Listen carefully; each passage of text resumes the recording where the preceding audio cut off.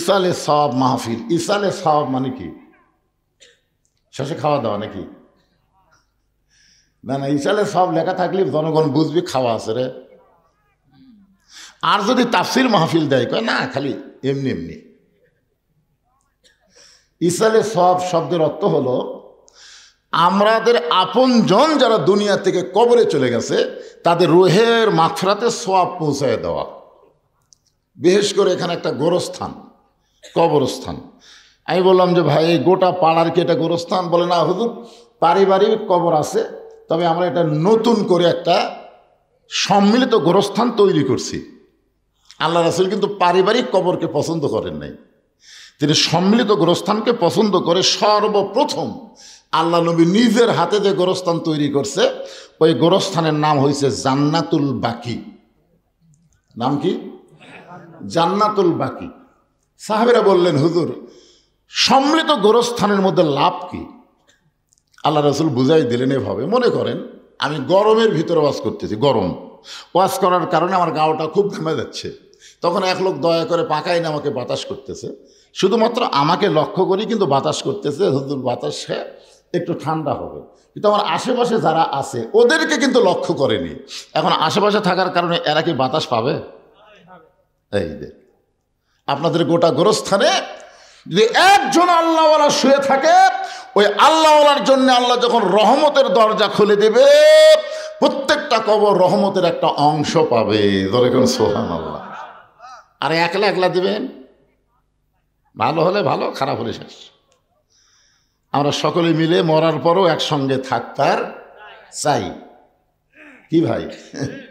এই জন্যই কিন্তু গোরস্থানকে লক্ষ্য করে আজকের এই মাহফিল। এখন আসেন কবরকে নিয়ে আমি আজকে আলোচনা করব। বেশি রাজনীতি করা যাবে না। এই গোলাম হোসেন যখন ওয়াজ করতেছিল, এক মেয়ে মানুষ, আমি যেখানে আছি ওখানে এক মেয়ে মানুষ বলছে এক নামাদের এইখানে রাজনীতি করে, একটা মেয়ে মানুষ। আমি ওটা শুনে ভয় খাইছি ভাই। হায় হায়, এখনো হাসিনার মায়ে আছে। আমি কোনো আজ ওয়াজ শেষ রে। মরদগুলো তো বিড় করতেছে, আমি সব শুনতেছি। কে কি বলতেছে ওখান থেকে, ওদের পাশে খাওয়া দাওয়া হচ্ছে, ওখানে কে কি বলতেছে আমি সব শুনতেছি। কিন্তু একটা মেয়ে যখন চিৎকার দিয়ে বললো এক আমাদের এই খালি রাজনীতি করতেছে, চিন্তা করছেন? তখন আমি নিয়ত করছিলাম রাজনীতি বাদ, খালি কবরকে নিয়ে আওয়াজ হবে। মরা যখন লাগবে, কি নিয়ে মরবেন, কেন কবরে যাবেন, কবরে কেমনে গেলে আল্লাহ জান্নাত দিবে, এই বিষয়গুলো আপনাদের সামনে উপস্থাপন করার দরকার আছে না? নাই, এইগুলোই বলব। কোনো রাজনীতি ফাজনীতি নাই, হাসিনা যা করে করুক, আমাকে যা হয় হোক। হ্যাঁ,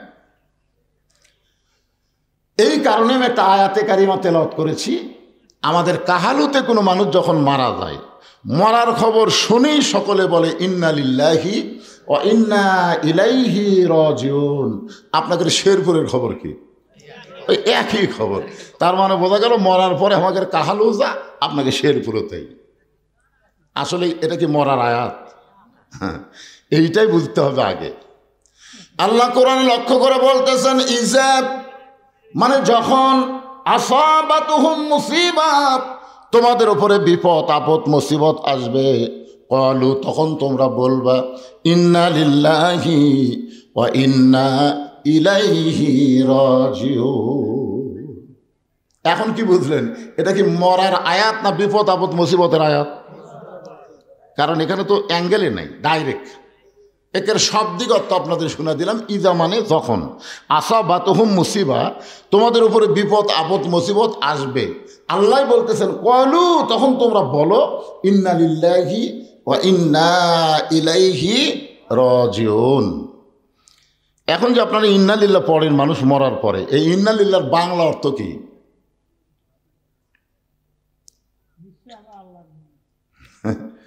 কিছুটা কইছে হয়েছে। আচ্ছা ঠিক আছে, আমি একটা গান গাই, দেখেন তো গান দিয়ে বুঝবার পারেন কিনা। এগুলো আসলে গান না, এগুলো হচ্ছে কোরআনেরই সুরে গানের আকারে আপনাদের সামনে উপস্থাপন করা। কোন বনের পাখি তুমি আইলারে কোন বনে, আবার কোন বনেতে যাইতে হবে পড়ছে নাকি মনে। বুঝতে পারছেন? আমি একটু সহজ করে দিই। আমরা কোথায় ছিলাম, আমরা কোথায় আসলাম, আবার কোথায় যাব। একজন ভাই বলতেছে আমরা জান্নাতে ছিলাম। জান্নাতে আপনি আসলেন? আদম আলাইহিস সালাম জান্নাতে আসিল? আদম আলাইহিস সালাম জান্নাতে ছিল? জান্নাতেই যদি থাকবে তাহলে কেন বললেন ওই গাছের কাছে যাইও না? জান্নাতের মধ্যে কোনো হুকুম থাকবে না তো। জান্নাতের শর্ত হলো আলা তাস্তাহি আনফুসুকুম, তোমার মন যা চাবে তুমি জান্নাতে তাই করতে পারবে। যখন সুবহানাল্লাহ। আদম আলাইহিস সালামকে আল্লাহ কি বলছেন? ওই গাছের কাছে যাইও না। তার মানে বোঝা গেল জান্নাতে হুকুম আছে, সব গাছের কাছে যাবা, ওটার কাছে যাওয়া হবে না। এর মানে বোঝা গেল ওটা জান্নাত নয়।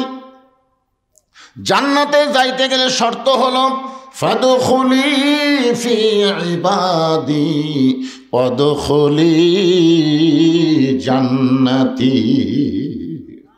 এই আয়াতের বাংলা অর্থ হলো তুমি যখন আল্লাহর ইবাদতকারী বান্দা হয়ে যাবে তুমি তখনই জান্নাতে প্রবেশ করবে। ইবাদত করা ছাড়া জান্নাতে প্রবেশ করা যাবে হ্যাঁ, একে ডাইরেক্ট ফাদখুলি ফি ইবাদি ওয়াদখুলি জান্নাত।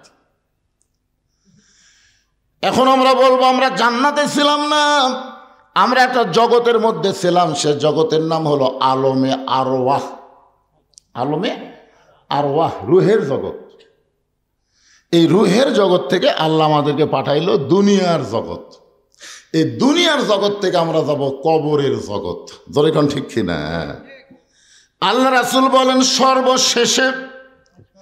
সর্বশেষে যেই ব্যক্তি দুনিয়া ছাড়বে কবরের জগতে তাকে কম পক্ষে 50,000 বছর থাকা লাগবে।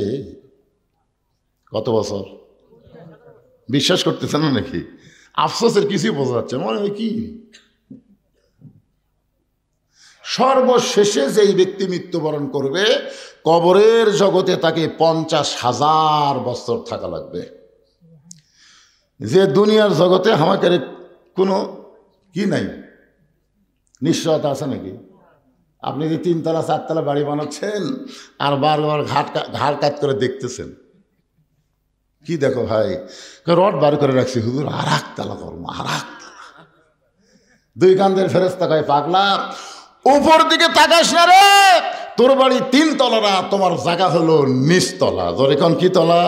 নিচতলা। একতলা না, নিচতলা মানে কি? আন্ডারগ্রাউন্ড। এখন নিচ তলায় যদি আমরা যাবার চাই আল্লাহ বলেছেন কোনো সমস্যা নাই। ইয়া আইয়ুহাল্লাযীনা আমানুত্তাকুল্লাহা হাক্কা তুকাতিহি ওয়া লা তামুতুন্না ইল্লা ওয়া আনতুম মুসলিমুন। কোনো সমস্যা নাই, যদি মুসলমান হয়ে মরতে পারো তোমাদের নিচতলা কবরকে আমি আল্লাহ জান্নাতের বাগান বানায়া দেব। তার মানে কি বুঝতেছেন? কি হয়ে মরা লাগবে? আমরা কার ঘরে জন্ম নিছি? মুসলমানের ঘরে জন্ম নিলাম, অথচ আমাদেরকে আল্লাহ বলতেছেন মুসলমান হয়ে তোমাকে মরা লাগবে।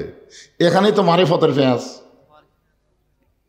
কিন্তু মুসলমানের ঘরে জন্ম নিলাম, আবার আল্লাহ কেন বলতেছেন মুসলমান না হয়ে মরিস না রে? তার মানে বোঝা গেল মুসলমানের ঘরে জন্ম নিয়া অনেকে কাফের হয়ে মরে, আবার অনেকে কাফেরের ঘরে জন্ম নিয়া মুসলমান হয়ে মরে। ধরে কোন কথা ঠিক কে না কথা বলে? হ্যাঁ, মুসলমানের ঘরে জন্ম নিয়া কোরআনের কথা বললে কয় রাজনীতি করতেছে। ওই কি মুসলমান? আল্লাহর কোরআনের আইন বাংলাদেশে চালু হবে, এই কথা শোনার পরে যার কলিজার মধ্যে কষ্ট হয় বুঝবেন ও মুসলমান না, ও হলো মুনাফিক নম্বর 1। জোরে কোন কথা ঠিক কিনা? 1 নম্বর মুনাফিক। নবীর পিছনে নামাজ পড়ে, নবী হলেন ইমাম, সামনে কাতারের মুসল্লি, পাগড়ি ঠিক আছে, দাড়ি ঠিক আছে, জুব্বা ঠিক আছে, সব 1 নম্বর। কিন্তু কোরআনের একটা আয়াত যখন নাজির হলো তখনই ওই ধরা খেল। আর টুপি পাগড়ি জুব্বার মধ্যে যে কি মাল লুকাইছিল এটা আগে নবীও বুঝবার পারেনি। কিন্তু যখন কোরআনে একটা আয়াত নাজিল হয়েছে তখনই ধরা খাচ্ছে। আয়াতটা হলো ইয়া আইয়ুহান নাবিয়্যু হারজিল মুমিনিনা আলাল কিতাল। ওগো নবী, যাদেরকে কাতারবদ্ধ করে জামাত নামাজ আদায় করতেছেন তাদেরকে কাফের বেঈমানদের বিরুদ্ধে সৈন্য হিসাবে গড়ে তোলেন, কারণ যে কোনো সময় মক্কার কাফেরেরা মদিনা আক্রমণ করতে পারে। আর মদিনা আক্রমণ করলে আপনি নামাজ দিয়া রোজা দিয়া মদিনা রক্ষা করতে পারবেন না, ওই কাফেরদের বিরুদ্ধে অস্ত্র ধরা লাগবে। কার কথা? আল্লাহর কথা। এই আয়াত যখন নবী সাহাবীদের সামনে বললেন, এই সামনে কাতারের মুসল্লি ওই মন খারাপ করে নবীকে বলতেছে, হুজুর এটা না গন্ডগোলের আয়াত। আপনারা বলেন এটা গন্ডগোলের আয়াত। আজকে যদি ভারতেরা বাংলাদেশকে আক্রমণ করে, আমরা তখন মসজিদে যাই বলব দোয়া করবো, আল্লাহ আল্লাহ আল্লাহ ভারতের হাত থেকে আমাদের দেশকে রক্ষা করো আল্লাহ। এই দোয়া করার টাইম আছে? এই আয়াত নাজিল হওয়ার পর আর দোয়া করার সময় আছে? যার যা আছে ইমানের বলে বলিয়ান হয়ে হিন্দুদের বিরুদ্ধে যুদ্ধ করা লাগবে। জোরে কোন কথা ঠিক না? হ্যাঁ, এই আয়াতই। যদি মক্কার কাফেররা মদিনা আক্রমণ করতে আসে, আপনি দোয়া দিয়া দরুদ দিয়া নামাজ দিয়া রোজা দিয়া আপনি মদিনা রক্ষা করতে পারবেন না, বরং ওদের বিরুদ্ধে অস্ত্র ধরা লাগবে। এ কথা কার? এখন এই জুব্বালা কি কয়? আজকে যারা বলতেছে রাজনীতি করতেছে, এরা কি এই একই মাল। আল্লাহ নবী চমকে গিয়ে বললেন, মাবুদ, সামনে কাতারের মুসল্লি হইয়া তোমার আয়াতকে গন্ডগোলের আয়াত বলতেছি কে? এক তো আমি চিনবার পারতেছি না। সঙ্গে সঙ্গে আল্লাহ আয়াত নাজিল করলেন, অমিনান নাসি মাইয়াকুলু আমান্না বিল্লাহি ওয়া বিল ইয়াউমিল আখিরি ওয়া মা হুম বিমুমিনিন। আল্লাহ বিশ্বাস করে, আখিরাতকে বিশ্বাস করে, আমি আল্লাহ বলতেছি ওই মুমিনই নয়, ও হলো মুনাফিক। জোরে কোন কি কথা কন না কেন? তো আমরা পাপী হতে পারি, গুনাহগার হতে পারি, কিন্তু আমরা মুনাফিক হতে পারবো না। জোরে কোন কথা ঠিক কি না? আপনারা বলেন তো মুনাফিকের জায়গা কোথায়? ওপরে না নিচে? এ বাবা, এদিকে গল্প টল্প করিস না রে, মিডিয়ার ম্যানেরা চুপ করে বসতে শোনো। মুনাফিকদেরকে আল্লাহ জাহান্নামের সবচাইতে নিচে জায়গা দিবেন। সাহাবীরা জিজ্ঞাসা করলেন, ইয়া রাসূলুল্লাহ, জাহান্নামের নিচে মুনাফিকের খাদ্য কি হবে? রাসূল বলেন, ওপরে যে কাফের থাকবে, ওই কাফেররা যে পেশাব পায়খানা করবে, ওই পেশাব পায়খানা হবে মুনাফিকের খাদ্য। তাহলে কাফেরের পেশাব পায়খানা হলো মুনাফিকের খাদ্য। এখন আপনারা বলেন, আমরা কিছু মুনাফিক হবার চাই? তাহলে কি হয়ে মরা লাগবে?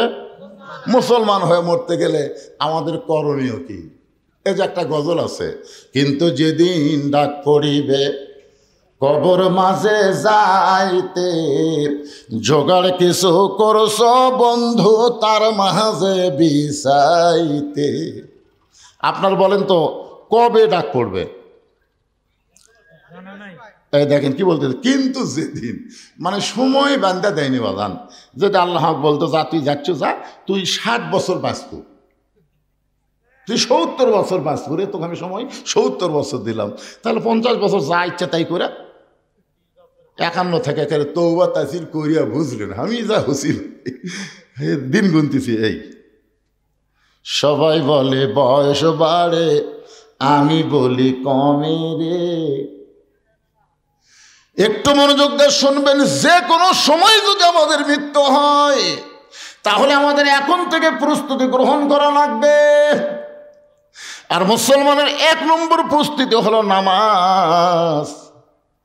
নামাজ যদি না থাকে আপনি ঈমান এবং মুসলমানিত্ব রক্ষা করতে পারবেন না।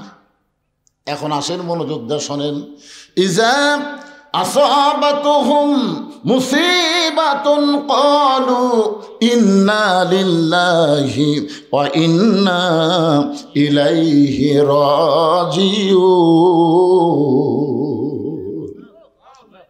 বিপদ আপদ মুসিবত যখন আসবে, এখন আপনাদের কাছে আমার প্রশ্ন হলো, এখানে সংক্ষেপে ছোট প্রশ্ন, খুব ছোট, যে বর্তমানে আপনাদের শেরপুর এই এলাকার জন্যে সবচাইতে বড় বিপদ কি? যে বিপদের সময় আল্লাহ ইন্নালিল্লাহ পড়ার হুকুম দিল, কলু মানে কি আল্লাহ ফরজ করে দিল। এখন আপনারা বলেন আপনাদের এলাকায় সবচাইতে বড় বিপদের নাম কি?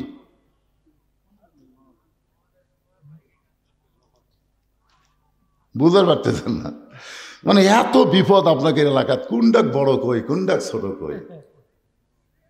আপনারা বলেন তো আজকের এই মাহফিলের জন্য এই ওই মেলা দেখার পরে ইন্নালিল্লাহ কে পড়ছেন? কেউ পড়েনি। আপনারা কখন পড়বেন? যখন মরে গেল তখন। ওই মেলার মধ্যে কি চুরির দোকান আছে? আপনারা বলেন তো কোরআনের মাহফিলের মেলাতে চুরির দোকান, এটা রহমত না বিপদ? আপনার ইন্নালিল্লাহ পড়ছেন। সবচাইতে বড় বিপদ হলো প্রত্যেকটা যুবকের হাতে একটা করে টাচ মোবাইল। ধরে কোন কথা ঠিক কিনা? তা আপনার ছেলে যে টাচ মোবাইলে ঘুরতেছে, আপনি ইন্নালিল্লাহ পড়ছেন। সবচাইতে বড় বিপদ হলো মেয়েরা ঘরের মধ্যে থাকার কথা, সেই মেয়েরা বেপরদা হয়ে রাস্তায় আসা। রহমত না বিপদ? একটা মেয়ে মানুষ দেখে আপনি ইন্নালিল্লাহ পড়ছেন। তার মানে বোঝা গেল আপনার বিপদই বোঝেন না, মানুষ মরে গেলেই বিপদ মনে করেন।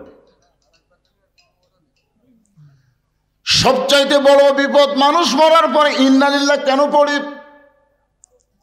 এই কারণেই পড়ি, আমাদের জন্য মরাটাই হলো সবচাইতে বড় বিপদ।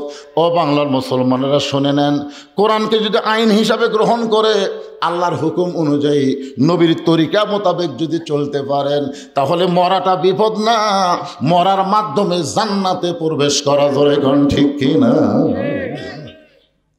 কিন্তু মানুষ বলে আমরা কেন পড়ি? আমরা মনে করি মরাটাই হলো বিপদ। আল্লাহ রাসূল বললেন সর্বশেষে যেই ব্যক্তি কবরে যাবে, কবরের জগতে তাকে 50,000 বছর থাকা লাগবে।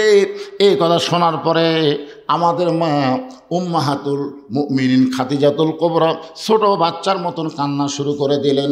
রাসূল বলে, খাদিজা আপনি এমন করে কেন কাঁদতেছেন? খাদিজা বলে, ওগো আল্লাহর নবী, আমি জানি কবরে কোনো দরজা নাই, কবরে কোনো জানলা নাই, কবরে কোনো সাথী নাই, কবরে কোনো বাতি নাই, একা একা 50,000 বছর অন্ধকার কবরে কেমনে থাকবো? এই কথা শোনার পরে আমার চোখটা দর দর করে পানি পড়তেছে। আল্লাহর নবী খাদিজার চোখের পানি মুছা দিয়া কপালে একটা চুম্বন দিয়ে বললেন, খাদিজা, ওই আল্লাহর শপথ করে বলতেছি, ঈমান গ্রহণ করার পরে আপনি আল্লাহর সঙ্গে যে সম্পর্ক গড়ে তুলেছেন, আল্লাহ আপনার কবরকে জান্নাত বানায়া দিবে। সুবহানাল্লাহ। সবাই বলেননি? বলছেন?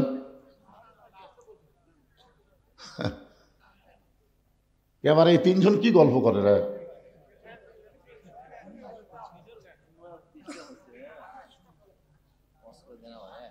না শোনেন, তাহলে এখানে যে আল্লাহ রাসূল বললেন, কি বললেন শোনেননি? খেয়াল করেননি? এদের তরিকতের লাইনে একটা কথা আছে, খিয়ালেতে রাখো মন, খিয়ালো অমূল্য ধন, খিয়ালো হারাইয়া গেলে সব হবে তার কারণ। আগে যখন আমি ছোটবেলায় হাল বোতাম, হালুয়া বোঝেন না, আমি সবসময় 2 নম্বর হাল ধরতাম। 2 নম্বর হাল ধরে আমার কোনো সময় ঘুম ধরতো। তো একদিন গরুর পাওয়া ফাল ঢুকছে, আমার আব্বা এসে চর দেখা, এই তুই খেয়াল করে হাল বলছো। আসলে কিন্তু আমার খেয়াল ছিল না, বেখেয়াল হয়ে গেছে, ঢুকে গেছে। ধান কাটতে কাটতে যারা বেখেয়াল হয় তারাই কিন্তু হাত কাটে। যখন কথা ঠিক কিনা? হ্যাঁ, একটু মনোযোগ দিয়ে শুনবেন। আল্লাহ রাসূল বললেন, খাদিজা, ঈমান গ্রহণ করার পরে আল্লাহর সঙ্গে আপনি যে সম্পর্ক গড়ে তুলেছেন, আল্লাহ আপনার কবরকে জান্নাত বানায়া দিবে। এখানে আমি আপনাদের কি বুঝাবার চাইলাম, আল্লাহর সঙ্গে সম্পর্ক করতে গেলে ঈমানের পরে করা লাগবে, ঈমানের আগে কোনো সম্পর্ক করা যাবে না। ঈমানের আগে সম্পর্ক করেছিল নবীর চাচা আবু তালেব, আল্লাহ তাকে জান্নাত দিবে না। দাতা হাতিম তাই আল্লাহর সঙ্গে সম্পর্ক করতে চেয়েছিল, দান করে আল্লাহ তাকে জান্নাত দেবে না। বাদশাহ নওশেরন ঈমান গ্রহণ করার আগে ন্যায়পরায়ণ বাদশাহ হয়েছিল, কিন্তু আল্লাহ তাকে জান্নাত দেবে না। আল্লাহর যত কাজ তুমি করবার চাও, আগে ঈমান গ্রহণ করার পরে তারপরে করা লাগবে। ধরে কোন ঠিক কি না? আপনি নামাজ পড়বার গেলে আগে কি লাগবে? জোরে কম ইমান। ইমান ছাড়া নামাজ পড়লে হবে? আসরে নামাজ পড়ার পরে জমিত গেছে, দেখো ওপর জমিত পানি চলমল করতেছে, নিচে ওর জমিত পানি নেই। কে রে, এত পানি উপরে, আমারটার পানি নেই। ওই চারিদিকে তাকা ছিল, চারিদিকে তাকা, কেউ নাই। আস্তে করে বসে জমির আল কাটা দিয়ে ওই পানি দিয়ে হাত ধোছে, ধুয়ে আবার দাঁড়ায় চারিদিকে তাকায় বলতেছে আলহামদুলিল্লাহ, কেউ দেখেনি। এখন আপনারা বলেন, লোকটার কিন্তু আসরের নামাজ আছে কিন্তু কি নাই? ইমান যদি থাকতো তাহলে বলতো যে কেউ না দেখলেও আল্লাহ দেখতেছে রে। জোরে কোন ঠিক কি না? সাহাবেরা বললেন যে রাসূলুল্লাহ মা হুয়াল ঈমান, এই ঈমানটা কি? আল্লাহ রাসূল বললেন ইকরার বিল লিসান, তাসদিক বিল জানান, আমল বিল আরকান, এরই নাম হলো ঈমান। জবানে বলতে হবে লা ইলাহা ইল্লাল্লাহ, জবানে বলা লাগবে। সবাই বলেন লা ইলাহা ইল্লাল্লাহ, লা ইলাহা ইল্লাল্লাহ, লা ইলাহা ইল্লাল্লাহু মুহাম্মাদুর রাসূলুল্লাহ। আপনার বলেন তো, এই ইকরার বিল লিসান রাসূল যদি বলতো এটা ঈমান, তাহলে আমাদের জন্য তো কোনো সমস্যাই হতো না। এ তো মারাত্মক ক্যাচ মারছে ভাই। তাসদিক বিল জানান, খালি মুখের মধ্যে কলেমা জপলে হবে না রে, ওই কলেমাটা কলিজার মধ্যে ঢুকান লাগবে। ধরে কান কার ভিতর?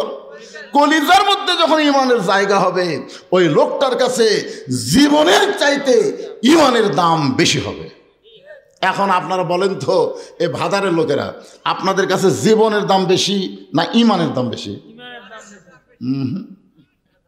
এ মুখে মুখে বলতেছেন। 15.5 বছর আমার মতন বক্তার কাছে আল্লাহর চাইতে হাসিনার ভয় বেশি। আমার মতন বক্তা চারিদিকে তাকায় আর ওয়াজ করে, পুলিশের গাড়ি, র্যাবের গাড়ি, আওয়ামী লীগের ক্যাডার আছে কিনা, এগুলো যদি থাকে তেল তেলা ওয়াজ করে বাড়িতে গেছি। বউ আগেই ভয় দেখাচ্ছে পুলিশ যেন না ধরে, আজরাইল ধরবে, এ কথা আমার বউ একদিনও কয়নি, খালি বলছে পুলিশ যেন না ধরে। ইমানদারেরা পুলিশ ধরার ভয় করবে না, আজরাইল ধরার চিন্তা করবে। ধরে এখন কথা ঠিক কিনা কথা বলেন? পুলিশ ধরলে আপনাকে ছাড়বে, কিন্তু আজরাইল ধরলে মনে ছাড়বে? একটু মনোযোগ দেবেন। তাসদিক বিল জানান মানে কলিজার মধ্যে ইমান। কলিজার মধ্যে যখন কারো ইমান ঢুকে যাবে, ওই মানুষটা জীবনের চাইতে ইমানের গুরুত্ব বেশি দিবে। দরকার হলে উকিল বলবে আপনার ফাঁসি হবে রাত্রি 12টায়। নাম হলো মীর কাসেম আলী। নাম কি? মীর কাসেম আলীকে বলেছে রাত 12টায় আপনার ফাঁসি হবে। এখন কয়টা বাজে? 9:30। তাহলে 2 ঘন্টা ঘুম পাড়ি, 2 ঘন্টা ঘুম পাড়ি, তুমি আমাকে ডাক দিও। যদি আমি চেতন না পাই তুমি আমাকে ডাক দিও। উকিল কয় কই মানুষ করে, রাত 12টায় ফাঁসি হবি, 9:30 বাজে, 2 ঘন্টা ঘুম পাড়ি, এতক্ষণ চেতন থাকে কি হবি? 2 ঘন্টা ঘুম পড়ে, তুমি 8 ঘন্টা আগে আমাকে ডাক দিও। যদি আমি চেতন পাই তাহলে লাগবে না, আর যদি না পাই আমাকে ডাক দিও। উকিল কয় এটা মানুষ না। 3 ঘন্টা পর তার ফাঁসি হবি, আর এই কয় আমি ঘুম পাড়ি। যাই হোক, উকিল বিশ্বাস করেনি, মনে করছে পাগল হয়ে গেছে, ফাঁসির চিন্তায় পাগল হয়ে গেছে। একেবারে 8 ঘন্টা সময় যখন আছে, তখন উকিল সাহেব এসে দেখে লাখ টাকা ঘুম পাড়তেছে।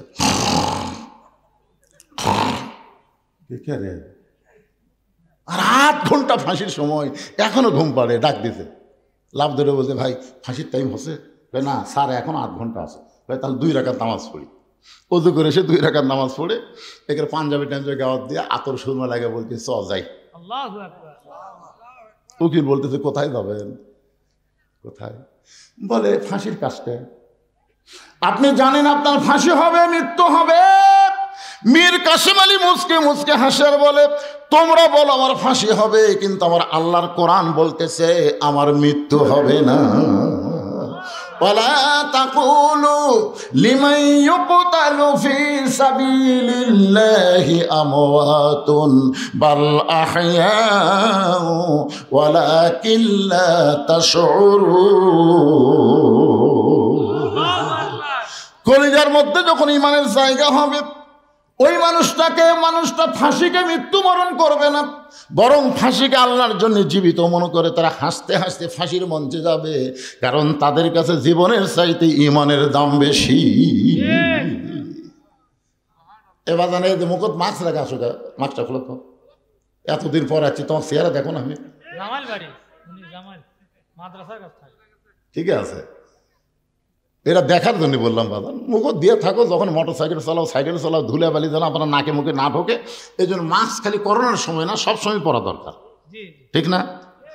আর মেয়ে মানুষের মাস্ক তো পরাই লাগবে, আর মুখত মাস্ক দিলে ওরকে সোনার চেহারা দেখা যায় না, ঠিক কিনা বলেন? কিন্তু করোনার সময় সব মেয়ে মানুষ মুখত মাস্ক দিচ্ছে আর দিচ্ছে না। মেয়ে মানুষের করোনা বেশি বিপদ না পরপুরুষ দেখা বেশি বিপদ? ইন্নালিল্লাহ কখন পড়বেন? করোনা এলে আল্লাহ কোরআনে বললেন, অকরোনা ফি বুয়ুতিকুন্না ওয়ালা তাবাররাজনা তাবাররুজাল জাহিলিয়াতিল উলা। রাসূল খাদিজার কপালে চুম্বন দিয়ে বললেন, খাদিজা, ওই আল্লাহর শপথ করে বলতেছি, ঈমান গ্রহণ করার পরে আল্লাহর সঙ্গে যে সম্পর্ক গড়ে তুলেছেন, আপনার যখন মৃত্যু হবে আল্লাহ আপনার কবরকে জান্নাত বানায়া দিবে। এখন আপনাদের কাছে আমি জানতে চাই, গোরস্থান যদি জান্নাত হয়ে যায় তাহলে 500 বছর কি, আর 50,000 বছর কি, আর 1 কোটি বছর কি? গোরস্থান জান্নাত হয়ে গেছে, আর এখানে বছরের হিসাব আছে? সুবহানাল্লাহ। এরপরেও মা খাদিজা যখন ছোট বাচ্চার মতন কান্দে, রাসূল বলে, খাদিজা, এত বড় সান্ত্বনা পুরস্কার দিলাম, এরপরও আপনি কাঁদেন কেন? খাদিজা বলে, রাসূলুল্লাহ, যদি আপনার কাছে কিছু চাই আপনি কি আমার দিবেন না? সঙ্গে সঙ্গে রাসূল 3 বার নাউজুবিল্লাহ বললেন। নাউজুবিল্লাহ, নাউজুবিল্লাহ, নাউজুবিল্লাহ। কয়বার? খাদিজা বললেন, হুজুর, আমি আপনার কাছে কিছু চাই। এই কথা শোনার পরে আপনি 3 বার নাউজুবিল্লাহ বলার কারণ? রাসূল বলেন, খাদিজা, ঈমান গ্রহণ করার পরে আল্লাহ ছাড়া অন্য কারো কাছে আর চাওয়া জায়েজ। এখন আপনারা আল্লাহ ছাড়া অন্য কারো কাছে চান?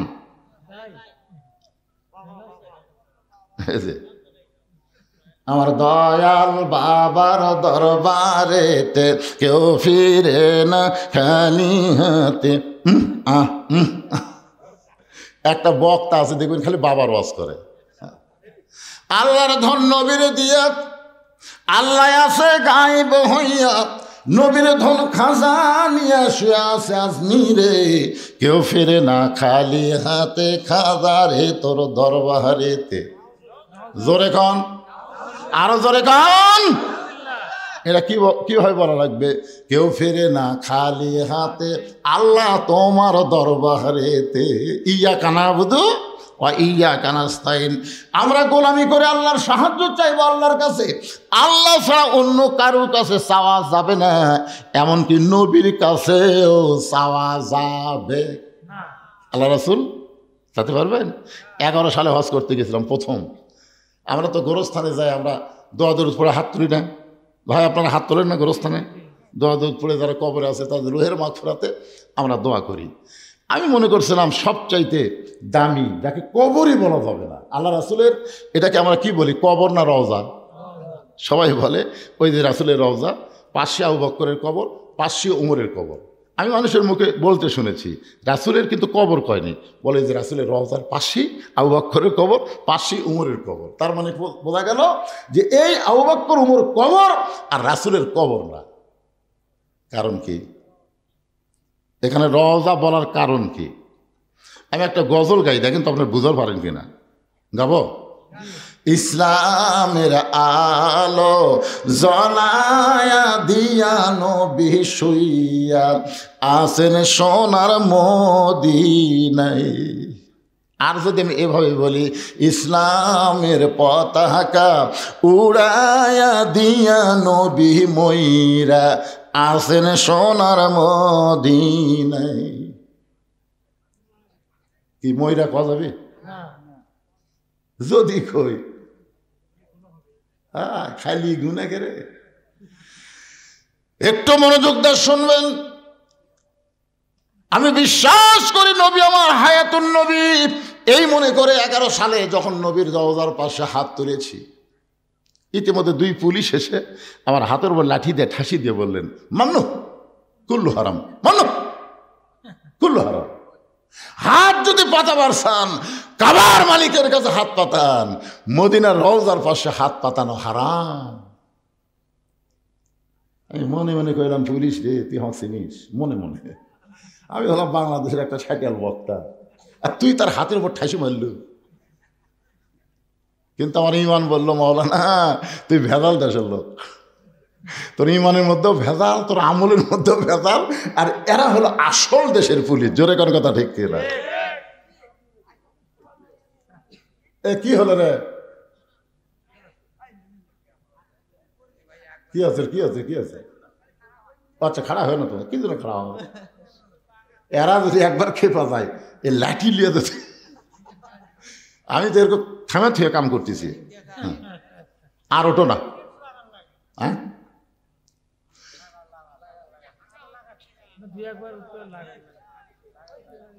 হ্যাঁ কি বলতেছিলাম, কি বলতেছি একটু মনোযোগ দিয়ে শোনেন। আজকের ওয়াজের শুরু থেকে শেষ পর্যন্ত কবরকে নিয়ে ওয়াজ হবে, কোনো রাজনীতি চলবি না। কিসের অ্যাঙ্গেল? অ্যাঙ্গেলের দিন শেষ, ডাইরেক্টের বাংলাদেশ। ধরে কর কথা ঠিক কিনা? আগে অ্যাঙ্গেলে মারছি, এখনো অ্যাঙ্গেল। আমি আজ প্রায় 10 বছর থেকে দোয়া করতেছি, আল্লাহ এই অ্যাঙ্গেল আর কতদিন মারবো আল্লাহ। কুল জাল হক ওয়া যাহাকাল বাতিল ইন্নাল বাতিলা কানা যাহুকা।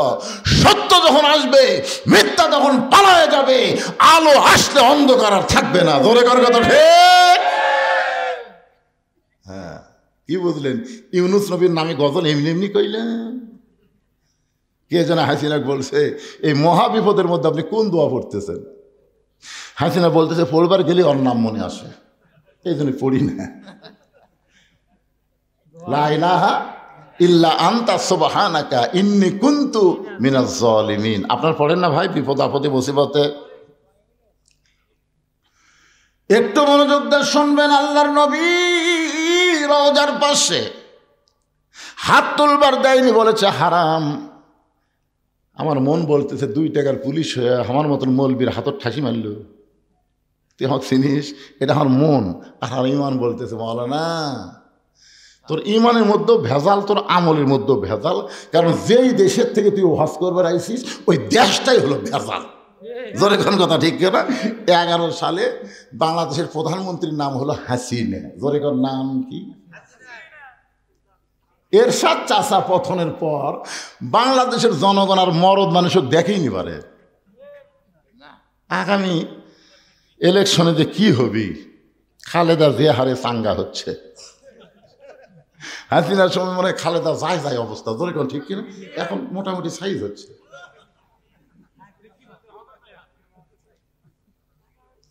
আপনারা একটা সিদ্ধান্ত নেন, মা তারাক্তু বাদি আলা উম্মতি ফিতনাতুন আদার রাজুল মিনান নিসাই, রাওয়াহুল বুখারী কিতাবুল ফিতান। আল্লাহ রাসূল বলেছেন, আমার পরে আমার উম্মতের জন্য সবচাইতে বড় বিপদ হলো পুরুষ মানুষের জন্য নারী নেত্রী হওয়া। নারী নেত্রী হওয়ার পরে ইন্না লিল্লাহ কোনোদিন পড়ছে? এই দে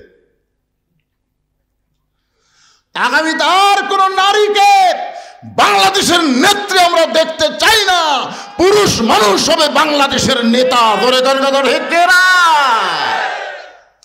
সবাই বলেন আল্লাহুম্মা আমিন। একটু মনোযোগ দিয়ে শোনেন। ভেজাল দেশের মানুষ, আমি আলেম হলেও ভেজাল। যেটার প্রমাণ পাইছি জয়তুনের দোকানে গিয়া দোকানদারকে বললাম, ভাই আসল জয়তুনের তেল দেন। যেই কইছি দোকানদার কর্মচারীকে বলতেছে, হারাম হারাম কুল্লু হারাম। ও আমার ধাক্কা দিয়ে বের করে দিল। এক সৌদি আমাদের বাংলাদেশে চাকরি করে সৌদিতে, তাকে বললাম, কে রে ভাই, খালি আসল চাইছি, তাতে আমাকে ঘর থেকে বের করে দিল কেন? বলে, হুজুর এখানে নকলই নাই। তো যেখানে নকল নাই সেখানে আসল চাওয়া মাত্রই ওরা বুঝবার পারছে আপনি ভেজাল দেশের লোক। কারণ কি জানেন? ওই দেশে আল্লাহর আইন চলে আর বাংলাদেশে মানুষের আইন চলে। আল্লাহ হচ্ছেন আসল, আর মানুষ হচ্ছে ভেজাল। জোরে করে কথা ঠিক কি না? এই জন্য আগামীতে আমরা ভেজাল আইনে চলবো না, আল্লাহর কোরআনের আইনে আমরা চলতে চাই। কারা কারা চলতে চান দুই হাত তুলে আবার আল্লাহকে দেখান। লিল্লাহি তাকবীর, হাত নামান। আল কোরআনের আলো সংসদে কে করলো? আমি। হাসি না নাই তো? না না, 16 দিন থেকে যাচ্ছি। আরে আপনারা কি মনে করতেছেন অন্যায় ভাবে যাদেরকে ধরে লেগেছে, আমাকেও গেছে 9 বার, যাদেরকে অন্যায় ভাবে ধরে নিয়ে জেলের মধ্যে রাখছে তাদের বিচার হবে না? তারা কিন্তু বাংলাদেশের ভুয়া কোর্ট কাছারিতে বিচার দেয়নি, আসল জায়গার বিচার দিচ্ছে। ধরে কোন জায়গায় আসল জায়গায় বিচার কেমন একটা দৃষ্টান্ত শোনেন। গভীর রাত্রে হযরত ওমর মদিনার অলি গলি ঘুরতে গিয়ে হঠাৎ হযরত ওমর দেখতে পায় মদিনার মরুভূমির মধ্যে একটা তাঁবু টাঙ্গানো। ওমর ফারুক তাঁবুর নিকটে গিয়ে দেখে 2টা বাচ্চা মা মা বলে কাঁদতেছে, আর মা বলতেছে গোস্ত সিদ্ধ হলেই তোমাদের খাবার দেব, একটু ধৈর্য ধরো, গোস্ত সিদ্ধ হলেই তোমাদের খাবার দেব। ওমর ফারুক চিন্তায় পড়ে গেলেন, দুম্বার গোস্ত হলে 8 ঘন্টা লাগবে, উটের গোস্ত হলে বড় জোর 1 ঘন্টা লাগবে। এত গভীর রাত হয়ে গেছে, এখন পর্যন্ত গোস্ত সিদ্ধ হয় না। এটা কেমন মা, এটা কেমন মা? লোকমা দিয়ে বললেন, মা তোমার কলিজায় কি তোমার সন্তানের দয়া নাই? 2টা সন্তান ক্ষুধার জ্বালায় কান্দে, আর এখন পর্যন্ত তোমার গোস্ত সিদ্ধ হয় না। এত রাত ধরে গোস্ত সিদ্ধ না হওয়ার কারণ কি? মেয়েটা বলে, পথিক আমার বাড়ি হলো ইয়ামিন দেশে, আমি শুনতে পাইলাম মদিনার খলিফা হযরত ওমর অত্যন্ত ভালো মানুষ। এই ভালো মানুষ ওমরের কাছে আমার 2টা এতিম বাচ্চাকে নিয়ে আইছিলাম। গতকাল বিকালবেলা এত মানুষের ভিড়, আমি ভিড় ঠেলে ওমরের কাছে যাবার পারি নাই। আজকে রাতটা কোনো মতে কাটায় দিয়া আগামীকাল সকালবেলা ওমরের দরবারে যাব, কিন্তু আমার 2টা এতিম বাচ্চা ক্ষুধার জ্বালায় বারবার যখন কাঁদতেছে, আমি মা হয়ে তাদেরকে সান্ত্বনা দেওয়ার জন্য পাতিলে পানি আর পাথর দিয়ে নিচে আগুন জ্বালায় বলতেছি, বাবা গোস্ত সিদ্ধ হলেই তোমাদের খাবার দেব। ও পথিক আমার পাথর সিদ্ধ হবে না, আমার সন্তান 2টাকেও খাবার দেবার পারবো না, কিন্তু আমি মা হয়ে বুঝবার পারছি আমার সন্তান সকাল পর্যন্ত আর বাঁচবে না। এত খিদা নিয়ে 2টা সন্তান হয়তো রাতের বেলায় আমার মৃত্যু হয়ে যাবে। সঙ্গে সঙ্গে ওমর ফারুক বলে, মা একটু ধৈর্য ধরো মা, আসল জায়গায় যেন বিচার দিও না। লিল্লাহি তাকবীর। ওমর ফারুক বললেন, মা একটু ধৈর্য ধরো মা, আসল জায়গায় যেন বিচার দিও না। এই কথা বলে এক দৌড়ে এসে বাইতুল মালের দরজায় বললেন, আসলাম 1 বস্তা খাবার খাদ্য আমার মাথায় উঠে দে। আসলাম বলে, আমিরাল মুমিনিন কোথায় বস্তা নিয়ে যাওয়া লাগবে হুকুম দেন, আমি মাথায় করে নিয়ে যাব। ওমর কান্দার বসলাম, রে একজনের পাপের বোঝা আর একজন মাথায় নিবার পারে না, দে আমার মাথায় উঠায় দে। অউলিল আমরি মিনকুমকে বিশ্বাস করে চাকর আসলাম ওমর ফারুকের মাথায় যখন খাবার বস্তা উঠায় দেয়, ওমর ফারুক এত জোরে দৌড়ানো শুরু করেছে। আসলাম বলে, আমিরাল মুমিনিন একটা বস্তা মাথায় নিয়ে যদি আপনি এভাবে দৌড়ান তাহলে আপনি পড়ে গিয়ে আপনার কষ্ট হবে। ওমর কান্দে বলে, আসলাম রে আসল জায়গায় বিচার দেওয়ার আগে আমি ওমর যদি বুঝবার না পারি, এই ওমরকে আল্লাহ জাহান্নামের আগুনে পুড়ায় মারবে। এক দৌড়ে মেয়েটা তাঁবুর কাছে গিয়ে বললেন, মা রুটি হালুয়া তৈরি করো। রুটি হালুয়া তৈরি করে যখন মা ওমর ফারুকের হাতে দেয়, ওমর ফারুক 2টা বাচ্চাকে উরাতের উপরে নিয়ে রুটি হালুয়া ছিঁড়ে ছিঁড়ে যখন মুখে দেয়, ওমরের চোখটা দর দর করে পানি পড়তেছে। 2টা বাচ্চা বলে, কে গো আপনি? আমরা এতিম, আমাদের বাবা নাই, কিন্তু আজকে বাবার দরদ দিয়ে আপনি আমাদের আদর করতেছেন। সঙ্গে সঙ্গে ওমর ফারুক বলে, আল্লাহ এই অধমকে জাহান্নামের আগুন থেকে তুমি বাঁচায় দাও। মেয়েটা বলে, পথিক রে আমি ভালো মানুষের গল্প শুনেছি, কিন্তু মানুষ এত ভালো হয় আজকে নিজের চোখে দেখলাম। তুমি জাহান্নামের আগুন থেকে মুক্ত কেন চাও? আল্লাহ ওমরকে মদিনার খলিফা না বানায়া তোমাকে যদি খলিফা বানায়া দিত, এই মদিনা আল্লাহর জান্নাত হয়ে যেত। ওমর কিন্তু 2বার একটা কথা বলেছে, মা আসল জায়গায় বিচার দিও না। আসল জায়গা মানে কি? এই আলেমেরা জেলের মধ্যে তাদেরকে অন্যায়ভাবে নিয়ে যাওয়া হয়েছে, বিশেষ করে আল্লাহর ওলি আল্লামা সাঈদী আসল জায়গায় বিচার দেওয়ার কারণে আজকে জালেমের এইরকম পরিণতি হয়েছে। ধরে কোন কথা ঠিক কিনা? গোটা পৃথিবীর ইতিহাসে যে সরকার প্রধানও পলায়, তার সাথে 300 এমপিও পলায়, গোটা পৃথিবীর ইতিহাসে এরকম ইতিহাস নেই। কি কথা! হায় হায় রে, এরকম ইতিহাস আছে? কিয়ামত পর্যন্ত এইরকম ইতিহাস হবি না ভাই। আসল জায়গাত বিচার দিয়েছে বাবা। মনে করতেছে ছাত্র জনতা না। ইজা জা নাসরুল্লাহি ওয়াল ফাত, সূরা নসর বলেন কোন বিজয় মানুষের হাতে না, বিজয় হচ্ছে আমার আল্লাহর হাতে। ধরে কোন কথা ঠিক কি? আরে একটু মনোযোগ দিয়ে শুনবেন। কোরআন আইন যদি আমরা চালু করতে চাই, তাহলে আমাদের সবাইকে বলতে হবে আল কোরআনের আলো। সবাই বলেন না কেন? একটা বার বলেন তো ভাই। আপনি এটা বলে যদি মরেও যান, আপনি জান্নাতে যাবেন। কারণ রাসূল বলেছেন, মান সাআলাল্লাহু তাআলা আশ-শাহাদাতা বিসিদকিন বাল্লাগাহুল্লাহু মানাজিলা শুহাদা ওয়া মাতা আলা ফিরাশিহি, রাওয়াহুল বুখারী। আল্লাহ রাসূল কি বলেছেন? হাদিসটা শুনবেন। আল্লাহ রাসূল বলেছেন, কেউ যদি চায় যে আল্লাহ রাস্তায় যুদ্ধ করতে করতে আমি শহীদ হব, এইরকম যদি আশা করে ইসলামে আন্দোলন করে, কোরআনের দল করে, ওই মাতা আলা ফিরাশিহি, সে যদি নিজের বিছনায় মৃত্যুবরণ করে, বাল্লাগাহুল্লাহু মানাজিলা শুহাদা, এই যে সুন্দর নিয়ত করার কারণে আল্লাহ হাসরের ময়দানে তাকে শহীদদের কাতারে দাঁড় করাইয়া দিবে। আপনি যদি সংসদে আল্লাহর কোরআন চান, এটা যদি আপনি দেখতে পারেন নাও পারেন, এর আগে যদি আপনার মৃত্যু হয়, এরপরেও আল্লাহ আপনাকে জান্নাতকে ঠিকানা বানাই দিবে। কারণ আপনি এই যে একটা স্লোগান দিয়েছেন, এটা হক স্লোগান। এর চাইতে ভালো স্লোগান আছে? যে চোর ডাকাত বাটপারকে আর আমরা 300 জনের মধ্যে ওখানে পাঠাবো না। এই মমতাজের মতন খারাপ গায়িকা গেছে, নায়িকা গেছে, লুচ্চা গেছে, বাটপার গেছে, চোর গেছে, সব চুরি করে বাংলাদেশের টাকা বিদেশে পাচার করছে। একটা সন্তান জন্ম নেওয়ার সাথে সাথে 1 লাখ টাকা ঋণ নিয়ে জন্ম নিচ্ছে। হ্যাঁ, এই জন্যে সবাই একটা স্লোগান দিয়ে আবার কবরে আসতেছি।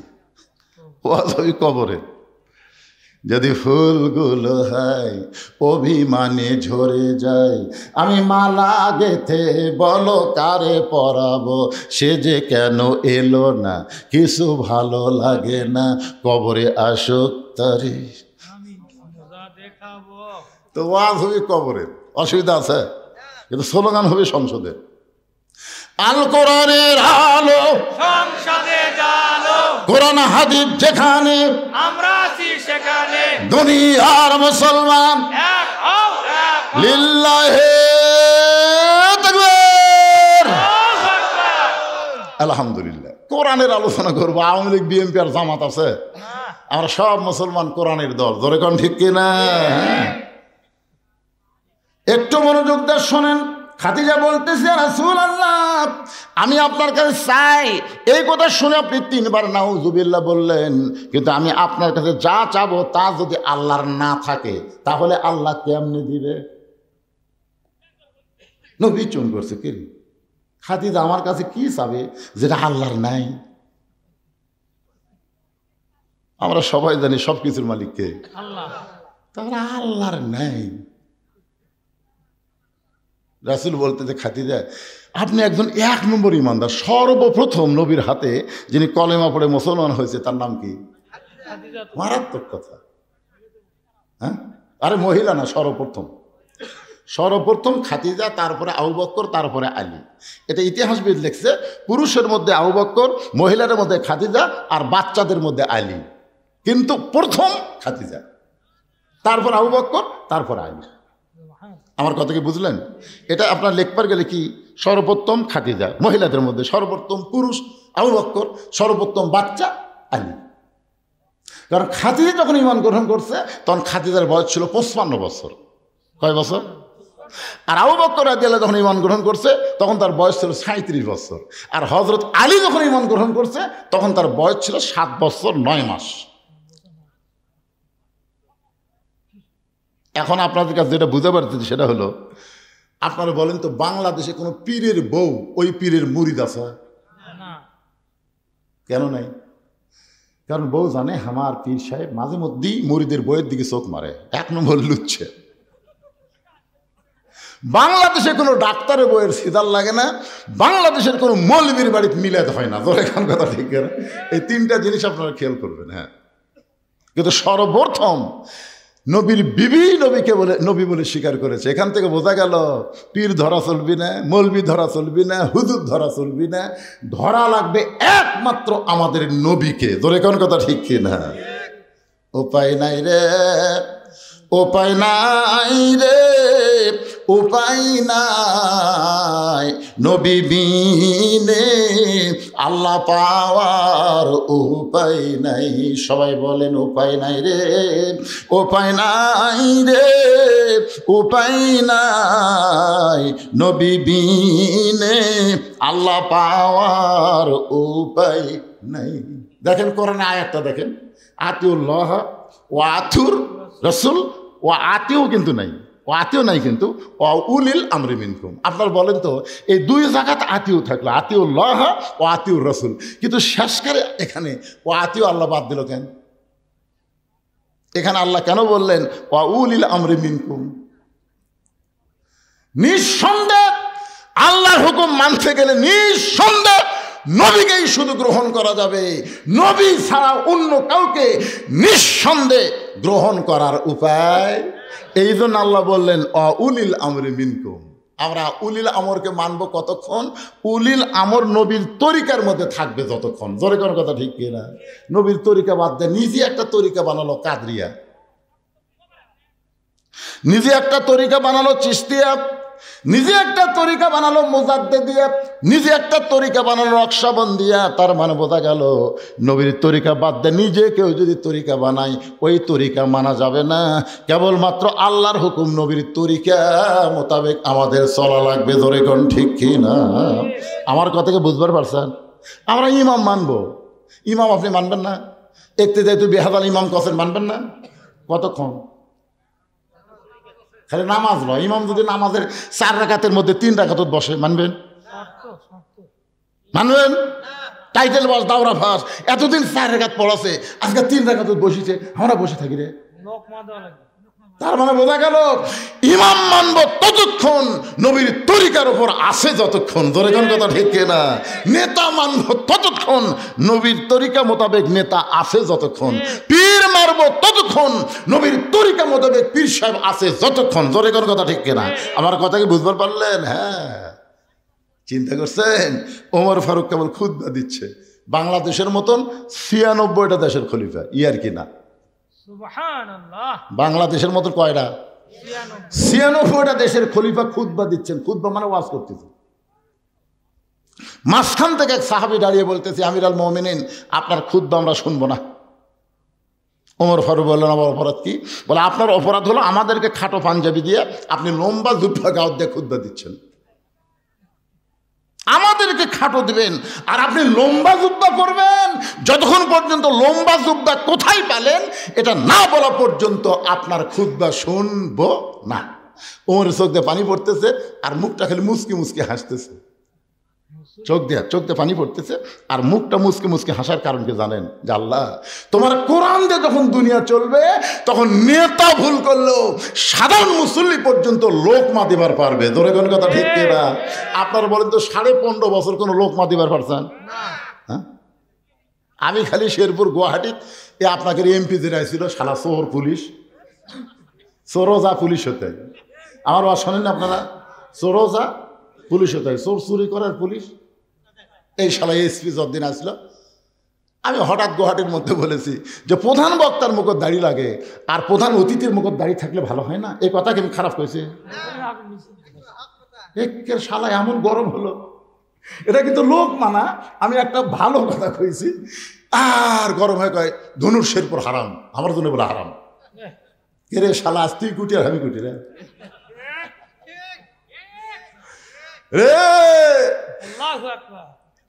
সারাগান্ধীর মান্নান করছিল আজ থেকে সারাগান্ধীর 16 তলা বদলিশের জন্য হারাম করে দিলাম। আমি বললাম তুই হারাম করার কে রে? এই ঘটনার কিছুদিন পরে শালা মরিছে মারা। আরে কি মনে করতেছেন? উনি নেতা, একটা এমপি, তার মুখে দাঁড়িয়ে রাখা, নবীর সুন্নতের কথা বলেছি, আর বেটা খেপে গেছে। কারণ মানুষের তৈরি আইন দিয়ে বাংলাদেশ চলে, লোকমাদিনী নেতা খেপে, আর কোরআন দিয়ে যখন দুনিয়া চলবে, সাধারণ মুসল্লি বাংলাদেশের মতন ৯৬টা দেশের খলিফার খুতবা বন্ধ করে দিচ্ছে। আমাদেরকে খাটো পাঞ্জাবি দিয়ে আপনি লম্বা জুব্বা পরে খুতবা দিচ্ছেন, যতক্ষণ লম্বা জুব্বার কাহিনী না বলবেন ততক্ষণ আপনার খুতবা শুনবো না।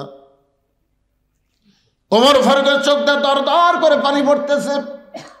এমন সময় ৩০ পারা কোরআনের হাফেজ, ৬ লক্ষ হাদিসের হাফেজ, নাম হলো আব্দুল্লাহ ইবনে ওমর। সুবহানাল্লাহ। দেখছেন নেতার বেটার যোগ্যতা, দেখছেন নেতার বেটা ৩০ পারা কোরআনের হাফেজ, ৬ লক্ষ হাদিসের হাফেজ। আর হামাকের এমপির বেটার খবর কি? এই আমাদের প্রধানমন্ত্রীর বেটা খ্রিস্টান মহিলা বিয়ে করছে, দেখছেন? আরে কি মনে করছেন? চিন্তা করে দেখেন, বাংলাদেশের মতন ৯৬টা দেশের খলিফা হযরত ওমর, যাকে বলা হয় অর্ধ পৃথিবীর খলিফা, ধরে কোন ঠিক কিনা? তার ছেলে ৩০ পারা কোরআনের হাফেজ, ৬ লক্ষ হাদিসের হাফেজ।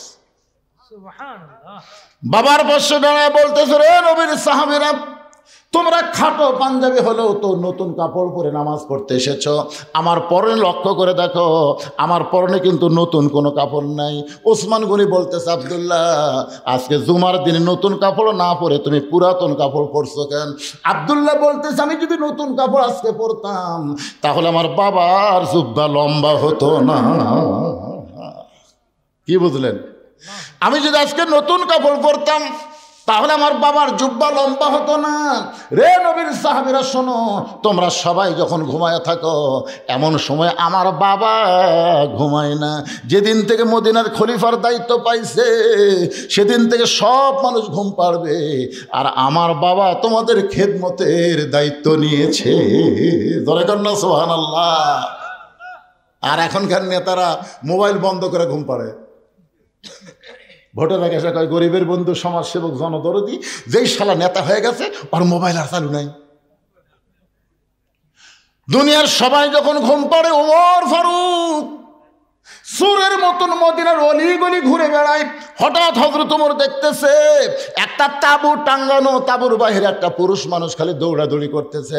একবার ডানে যায়, একবার বামে যায়, একবার উত্তরে যায়, একবার দক্ষিণে যায়।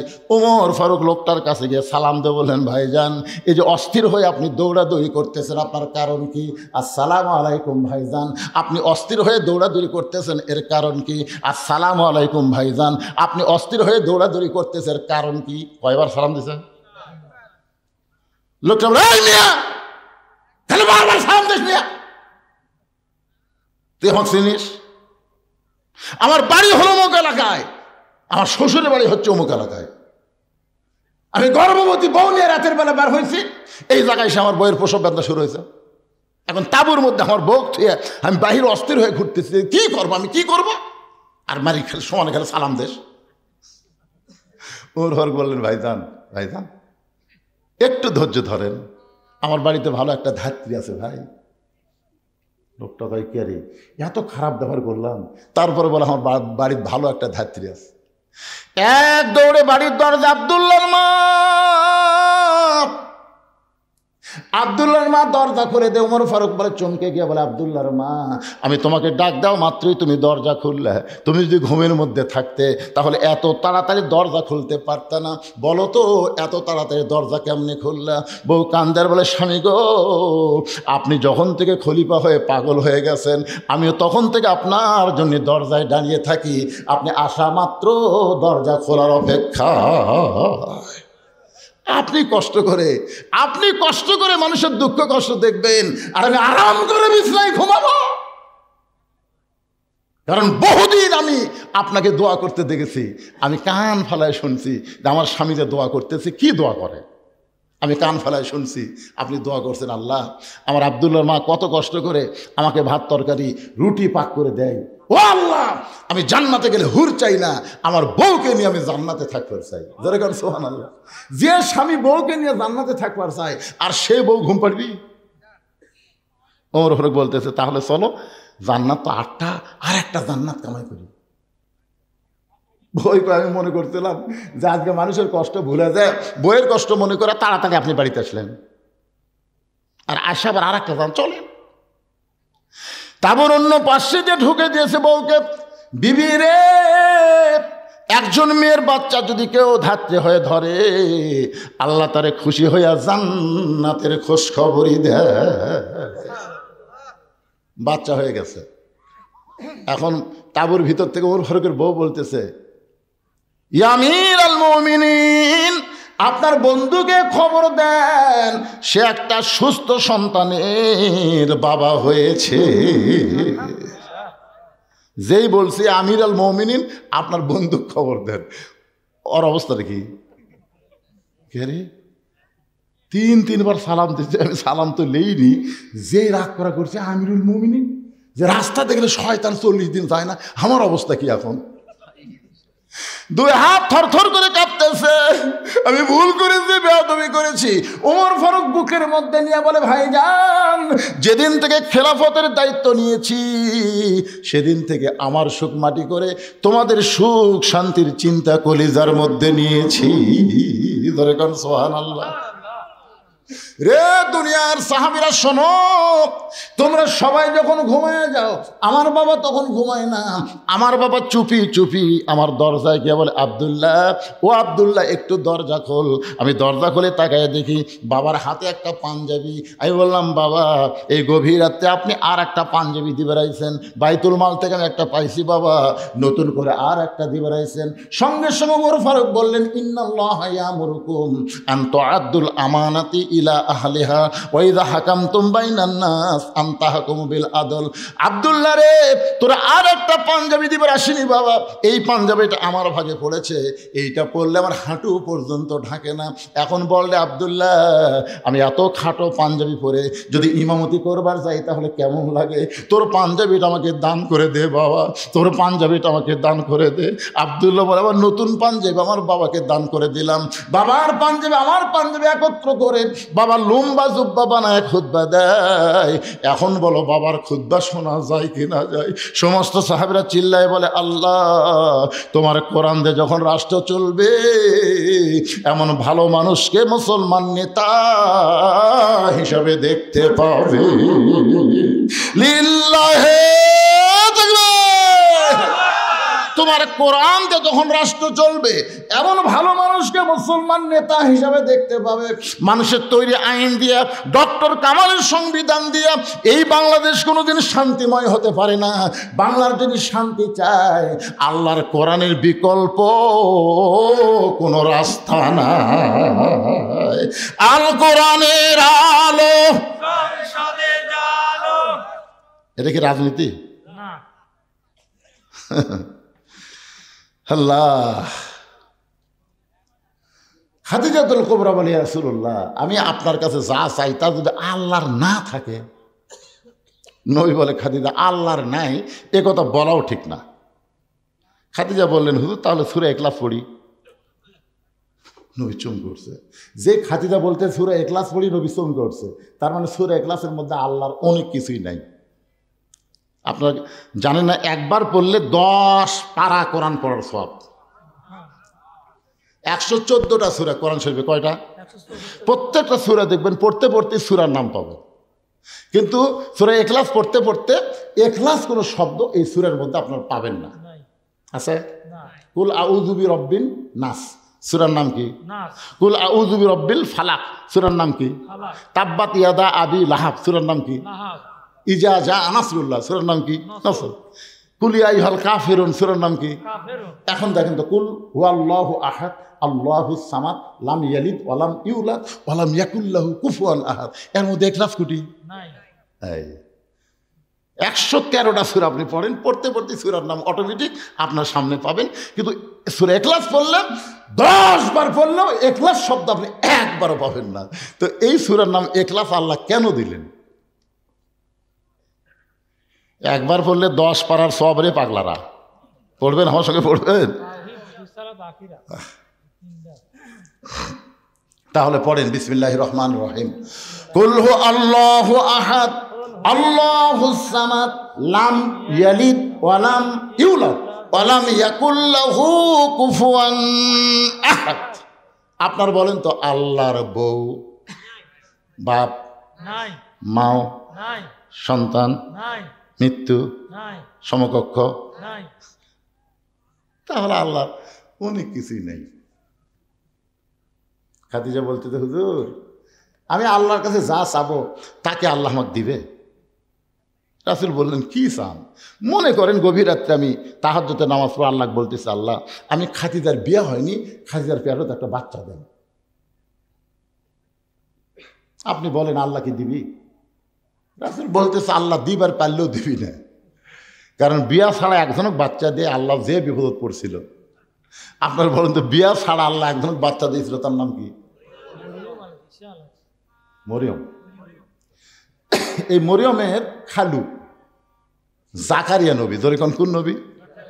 দেখেন মানুষের সন্দেহ কি, এই জাকারিয়া আলাইহিস সালামকে ওরা দোষ দিল, এই খালুর মাধ্যমে কাম হচ্ছে। সবাই যখন জাকারিয়াকে ধর ধর, জাকারিয়া সমানে দৌড়ে আর আল্লাহ কাম করলি, তুমি কাম করলেন আপনি, আর পিটুন খামো আমি।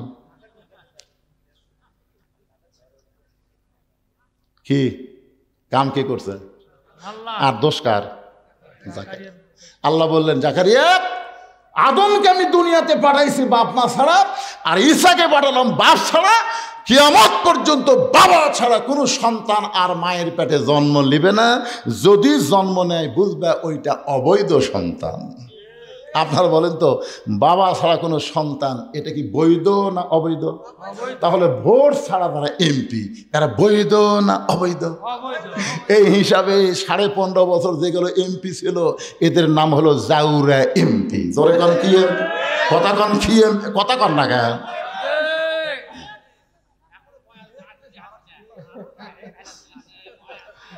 এই আজকের হেডলাইন দেবার জাউরা এমপি।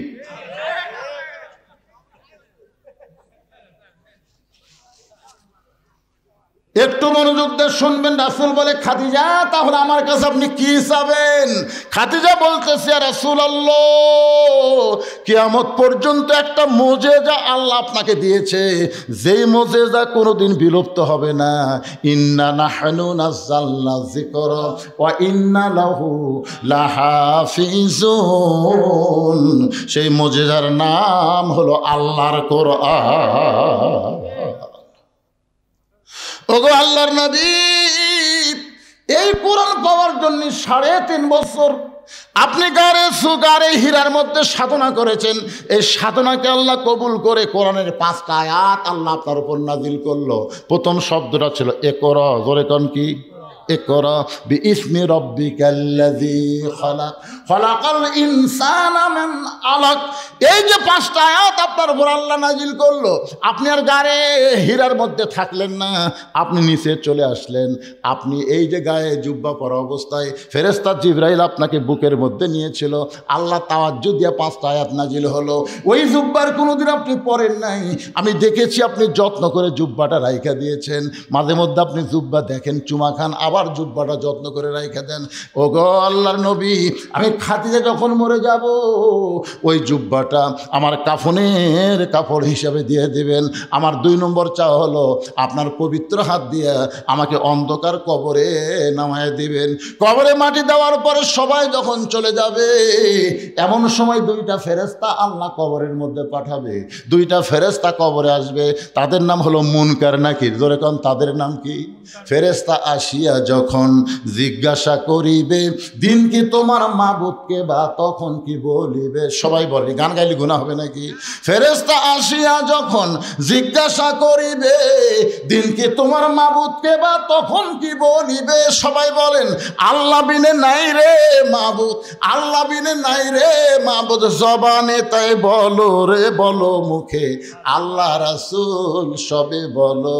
ওগো আল্লাহর নবী, ওই ফেরেশতা 3টা প্রশ্ন প্রশ্ন করবে, আমি খাদিজা উত্তর দিবার পারবো না, আমার পক্ষ থেকে আপনাকে উত্তর দেওয়া লাগবে। এই 3টা চাওয়া যদি আপনি পুরা করতে পারেন, তাহলে 50,000 বছরের কবরে আমার খাদিজার কোনো চিন্তা নাই। সঙ্গে সঙ্গে আল্লাহ নবী খাদিজার কবরে চুমা দিয়ে বললেন, খাদিজা, ওই আল্লাহর শপথ করে বলতেছি, আমার আগে যদি আপনার মৃত্যু হয়, তাহলে আপনার 3টা চাওয়াই আমি পুরা করব ইনশাআল্লাহ। আপনার বলেন তো এখানে রাসূল কি বললেন? আমার আগে যদি আপনার মৃত্যু হয়। এই কথার দ্বারা রাসূল বুঝালেন কে কখন মরবে এটা আল্লাহর নবীও আর আমাকে গুলো জানে, তো জানে না। 5 তলার উপর তলা শুয়ে থেকে, এ বাড়ি আমার, 1.5 লাখ টাকার খাটের ওপরে 12,000 টাকার কম্বল গাওয়ার দেখো, আমার বাড়ি, আমার ঘর, আমার নামাইকে ওরে ওরে তোমার চাদর দেয়, আমার নামাবে কে? রাত 3টার সময় একটা ভূমিকম্প, ধরেন কি কম্প না, খুব জোরে ওঠে, ওই চেতন পাই এত ফোর্সে নামছে ভাই, কম্বলের মধ্যে লঙ্গি খুলে আছে, ওটাও পরার টাইম নেই, একে ন্যাংটা হয়ে নামছে। ফেরেশতারা বলতেছে, আল্লাহ নামাইলা নামাইলা, তাই বলে ন্যাংটা করে। আল্লাহ অহংকার করিস না রে, 41 সাল পর্যন্ত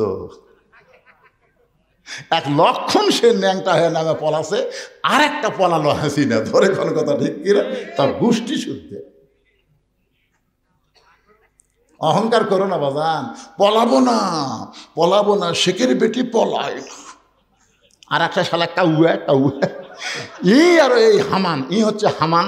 হাসিনা যদি ফেরাউন হয়, কাদের হলো হামান, ধরে কোন কথা ঠিক কিনা, এই শালা হামান, আর মাজা চলে না, তেজতে সে মাইক পালি কয় খেলা হবে খেলা হবে, কেন খেলবার গেলে মাজা থাকা লাগবি না পাগলা, মাজা ছাড়া খেলা যায় কি? তাহলে সমস্ত ক্ষমতার মালিককে। আমার সঙ্গে যারা পারেন তারা পড়েন, না পারলে মনোযোগ দিয়ে শুনবেন। আল্লাহ তাআলা কোরআনে বলতেছেন, তুইজ্জু মান তাশা ওয়া তুযিল্লু মান তাশা বিয়াদিকাল খায়র ইন্নাকা আলা কুল্লি শাইইন কাদির। মা খাদিজা দুনিয়া থেকে বিদায় নিলেন। দুনিয়া থেকে বিদায় নেওয়ার পরে আল্লাহর নবী তাকায় দেখেন তার 4টা মেয়ে কাঁদতেছে। মা খাদিজার পেট থেকে আল্লাহ তার নবীকে 4টা মেয়ে দিয়েছিলেন। একটা মেয়ের নাম হলো রোকেয়া, একটা মেয়ের নাম হলো কুলসুমা, একটা মেয়ের নাম হলো জয়নাব, আর একটা মেয়ের নাম হলো খাতুনে জান্নাত ফাতেমা। রাসূল তাকায় দেখে 3 মেয়ে কাঁদতেছে, একটু শব্দ শোনা যায়, কিন্তু ফাতেমার কান্নার কোনো সাউন্ড নেই। আপনার বলেন তো, যে মেয়েরা শব্দ করে কান্দে, ওরা কি শুধুই কান্দে? আমার বাবা মইরা গেছে রে, মরার আগে খাট দিবার চাছিল, সেই খাট আমাকে দিবে কে? আমার বাবা মইরা গেছে রে। তখন বড় ভাই যা বলতে, কান্দিস না পাগলি, যে খাট আমার বাপ দিবার চাইছিল সেই খাট আমি দেবো। তখন বলতেছে, আমার বাবা মইরা গেছে রে, মরার আগে খাট দিবার চাইছিল, সেই খাট আমাকে বড় ভাই দিবে, এখন ল্যাপ তো আমার বাবা মইরা গেছে রে। তখন মেজো ভাই যা বলতেছে, কান্দিস না পাগলি, ল্যাপ তো আমি দেবো। তখন সাইড যা বলতেছে, মানুষ বুড়া হলে মরবি। এইরকম কিছু মেয়েরা আছে না নাই? ধরে এখানে আছে না নাই? নবী তাকে দেখে ফাতেমা কাঁদতেছে, চোখের পানি পড়তেছে, গাল ভিজে যাচ্ছে, কিন্তু কান্নার কোনো শব্দ নাই। আল্লাহ নবী ডাক দিলেন, ফাতেমা একটু মেহেরবানি করে ঘরের মধ্যে আয়। ফাতেমা যখন ঘরের ভিতরে, নবী বলেন, ফাতেমা তোমার মা দুনিয়া থেকে বিদায় নেওয়ার আগে আমাকে 2টা ওসিয়ত করেছে। 1 নম্বর ওসিয়ত হলো, তোমার মাকে তুমি একলাই গোসল করার লাগবে। ও ফাতেমা, তোমার সঙ্গে অন্য কাউকে তুমি নিবার পারবে না, তুমি একা একাই তোমার মারে গোসল করার লাগবে। 2 নম্বর ওসিয়ত হলো, তোমার মাকে একা একাই তোমাকে কাফনের কাপড় পরাতে হবে। ফাতেমা বলে, বাবা আমার আরো 3টা বোন আছে বাবা, এদেরকে যদি সঙ্গে না নেই ওরা মন খারাপ করবে। রাসূল বলে, ফাতেমা ওসিয়ত পালন করা হলো ওয়াজিব। যেখানে তোমার মা তোমার কথা একলা বলেছে সেখানে অন্য কাউকে আর ঢুকানোর সুযোগ। আপনারা ওসিয়ত করবেন। এই গোরস্থানের কমিটি যারা আছে তাদের কাছে আমি বলতেছি, আপনার ওসিয়ত করবেন যদি কেউ মারা যায় কোনো বেনামাজি কবর খুঁড়তে পারবে না।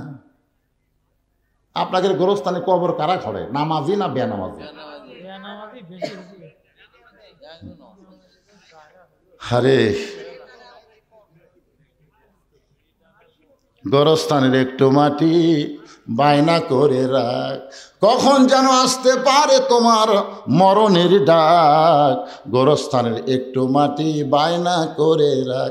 যেই বাড়িতে আপনি থাকতে পারবেন না সেই বাড়ি তৈরি করতে গেলে আপনি ভালো মিস্ত্রি খোঁজেন। যেমন একটা তিনতলা বাড়ি করো ভাই, এই ইউনিয়নের মধ্যে সবচাইতে ভালো মিস্ত্রি কে রে? যে বাড়িতে থাকতে পারবে না সেই বাড়ি তৈরি করেন ভালো মিস্ত্রি দিয়া। আর যেই ঘরে 50,000 বছর থাকা লাগবে সেই কবর তৈরি করেন বেনামাজি দিয়া। আপনি জানেন মান তারাকা সালাতু মুতাম্মিদান ফাকাত কাফারা, ইচ্ছা করে এক ওয়াক্ত নামাজ যারা বাদ দিল তারা কাফের হয়ে গেল। আর এই শালা কাফেররা যদি কবর খোঁড়ে, কবর দেওয়া মাত্রই সোয়াল জবাব বাদী আযাব শুরু হয়ে যাবে। জোরে কোন কথা ঠিক কিনা? খালি বেনামাজি। আমার এলাকার যারা কবর খোঁড়ে ওরা যাই মারা গেছে তার ছেলের কাছে না কারোর কাছে বলে, হয় আমরা তো কবর খোঁড়ে যাচ্ছি 5 প্যাকেট সিগারেট দাও। এখন 5 প্যাকেট সিগারেট নিয়ে এরা কবর খোঁড়বার যায়। কবর যে খুঁড়তেছে ওর মুখত সিগারেট, যাই কবর সমান করতেছে ওর মুখত সিগারেট, যাই মাটি তুলতেছে ওই একটা টানতেছে। 5টা সিগারেট যদি গোরস্থানত চলে, আপনারা বলেন তো ফেরেশতা থাকবে? কারণ ফেরেশতা দুর্গন্ধ সহ্য করতে পারে। ফেরেশতা সাইডে দেখায় আছে, সাইডে দেখায় আছে। আল্লাহ কয় কে রে গোরস্থান বাদ দে সাইডে কেন? আল্লাহ যে বিড়ি ধরাছে। আপনারা কি মনে করতেছেন আপনি মারা গেলে আপনার গ্রামের সবচাইতে দামি ব্যক্তি হলো মসজিদের মুয়াজ্জিন। আপনি মসজিদের মুয়াজ্জিনকে 10,000 টাকা দিয়ে থন, বিনিয়োগ করেন, ভাই আমি মরে গেলে তুই একটু আমার গোসল করাই দিস। আল্লাহ নবী বলেছেন মুয়াজ্জিনের মাথা হাসরের ময়দানে সবচাইতে উপরে থাকবে। শুধু মাথা উপরে থাকবেন, আল্লাহ কুদরতি হাত দিয়ে মুয়াজ্জিনের মাথা একটা টুপি পরাই দিবে, যেই টুপিটা চাঁদের মতন আলো ঝোলাবে। সামনে কাতারের 5 জন নামাজিকে আপনি কবর খোঁড়ার দায়িত্ব দেন। শুধু শুধু না হাদিয়া দেন, মিস্ত্রিকে যেমন টাকা দেন তাদেরকেও বলেন তোমাদের 5 জনকে আমি 25,000 টাকা দিলাম। আমি যদি তোমাদের আগে মরি তোমরা আমার কবর খোঁড়বা, যদি তোমরা আগে মরো আমি মাফ করে দিব, অসুবিধা নাই। এইরকমভাবে 5 জন বেনামাজি কবর খোঁড়ার দায়িত্ব দেবেন। মুয়াজ্জিন আপনাকে গোসল করায় দিবে। যদি আপনার গোষ্ঠীর মধ্যে কোনো আলেম না থাকে, ভালো আলেম থেকে আপনি জানাজা নেবেন। বাজান রে, এরকম ওসিয়ত করা ইসলামে জায়েজ আছে। আমার কথাকে বুঝবার পারলেন? আল্লাহ নবী ফাতেমাকে বললেন, মা তোমার মাকে গোসল করে আসো। ফাতেমা বলতেছে, বাবা আরো 3টা বোন বাদ দিয়া মা আমার কথা কেন বলছে বাবা, একটু কি আমাকে বলবেন না? রাসূল বলে, ফাতেমা তোমার মাকে আল্লাহ তাআলা এই দুনিয়াতে 1 নম্বর জান্নাতি ঘোষণা করেছে, আর তোমাকে আল্লাহ তাআলা জান্নাতি নারীদের নেত্রী ঘোষণা করেছে। সেদিন থেকে তোমার মা আমার কাছে বলেছে, আমার যেই মেয়েটা জান্নাতি নারীদের নেত্রী হবে ওই মেয়েটা যদি আমাকে গোসল করায় দেয়, আমার মনে হয় ওই গোসলের ভিতরে আল্লাহ আমার শরীরের মধ্যে রহমত বরকত দিয়া দিবে। মা ফাতেমা খাদিজাকে গোসল করায় দিয়া আল্লাহ নবীর কাছে এসে বলতেছে, বাবা মাকে যখন একলাই কাফনের কাপড় পরার লাগবে, তাহলে কাফনের কাপড় কোথায় আপনি ব্যবস্থা করেন? সঙ্গে সঙ্গে নবী আমার ওই জুব্বা টেনে বের করে ফাতেমার হাতে দিয়ে বলে, মা এই জুব্বাটা তোমার মাকে কাফনের কাপড় পরায় দাও। ফাতেমা শুধু কান্দে আর কান্দে। রাসূল বলে, ফাতেমা কান্দার কারণ? বলে, বাবা আমি মায়ের মুখে শুনেছি আমার মা যখন মক্কার সবচাইতে ধনবতী রমণী ছিল, আপনি তখন মায়ের বাড়িতে রাখালির চাকরি করতেন। আপনি কি রাখাল মুক্ত করে আমার মা স্বামী বানাইছে? মক্কার সবচাইতে ধনবতী রমণীকে বিয়ে করার পরে আজকে আমার মা মরে গেল, আর মায়ের জন্য মক্কার দোকানে কি নতুন কোনো কাপড় নাই? কোনো নতুন কাপড় না দিয়া এই পুরাতন জুব্বা দিচ্ছেন বাবা। মরার সঙ্গে সঙ্গে আমার মায়ের কথাকে আপনি ভুলে গেলেন। রাসূল কান্দায় বলে, ফাতেমা এই জুব্বা আমি তোর মাকে দিচ্ছি না মা, তোমার মা আমার কাছে চাইছে। ফাতেমা বলে, বাবা এই পুরাতন জুব্বা চাওয়ার পিছনে মায়ের কারণ কি? আল্লাহ নবী বললেন, ফাতেমা এই জুব্বা সাধারণ কোনো জুব্বা নয়, এই জুব্বার সঙ্গে আল্লাহর কোরআনের সম্পর্ক রয়েছে। এখন আপনারা বলেন, আল্লাহর কোরআনের সম্পর্ক যার সঙ্গে থাকে তার দাম বাড়ে না কমে? আল্লাহর কোরআনের আইনকে গ্রহণ করে এই অন্ধকার কবরে যদি যাওয়ার পারেন, আল কোরআনের আলো খালি সংসদে চালো না, আল কোরআনের আমলটা আপনার অন্ধকার কবরেও আলো দেবে। ধরে কোন কথা ঠিক কিনা? অনুনাজ্জিলু মিনাল কোরআনি মা হুয়া শিফাউ ওয়া রাহমাতুল লিল মুমিনিন। এখন আপনারা বলেন, এই যে গোরস্থান, এই গোরস্থান কোরআনের মধ্যে আছে না নাই? আর একটা আয়াত আমি পড়ে আপনাদের সামনে, এখানে কি হয়েছে শুরু হলো, মিনহা খালাকনাকুম অফিহা নুইদুকুম অমিনহা নুখরিজুকুম তারাতান উখরা। আল্লাহর এই কোরআনের সঙ্গে সম্পর্ক রাখতে গিয়ে আমি ভাদার পশ্চিম পাড়া, যারা এখানে বসে আছেন, এই ভাদার পশ্চিম পাড়ার কারা একটু হাত তোলেন তো ভাই? যারা ভাদার এই পশ্চিম পাড়া এই গোরস্থানকে উন্নয়ন করার জন্য যারা চেষ্টা করতেছে, তারা কারা কারা ভাই একটু হাত তোলেন তো দেখি। এখানে না থাকার পিছনে দুটা কারণ। ভাদার পশ্চিম পাড়ার লোকেরা না থাকার পিছনে কয় কারণ? দুই কারণ। এক নম্বর কারণ হলো, তারা যদি এখানে আসে বসে তাহলে আপনাকে জায়গা হবে না, এরা প্যান্ডেল করছে ছোট, এই জন্য আপনাকে বসবার দিবারছে, ওরা বাইরে আছে। আর দুই নম্বর কারণ হলো, মাহফিলের মোনাজাতের শেষে আপনাকে ভাত তরকারি আছে। দেখছেন, একজন মাশাআল্লাহ করলো, কেন আপনারা খাবেন না? আমিও খাওয়ার নিয়ত করছি। আমি বলছি, ভাই অনেক দিন হলে বেশি লোকের মাছ ঘাটি আমি খাইনি ভাই। তো জেল হক কোথায়? সেটা জেল হক সাহেব বলছিলাম, জেল হক কোনটি বাবা? তা আপনি ওই জায়গায় বসে আছেন কি জন্য? এখন আপনি কি এটি বিজ্ঞাপনের উপরে নাম দিতে সহজ হবে না? এই গোরস্থানের জন্য আপনাকে 10,000 টাকা দেওয়া লাগবে, কারণ তলে থাকেন, অসুবিধা নেই। 10,000 টাকা দেন, কি করছেন বাজান? 10,000 পারবেন না? পারবেন না? 10,000 আপনি কত দিবেন? না পরে নয়, শুরু হয়ে গেল তো, আপনাকে দিয়ে শুরু। তলে বসে আছেন। জীবনে আমার ওয়াজের 42 বছরের জীবনে দেখিনি যে সভাপতি সাহেব তলে বসে থাকে।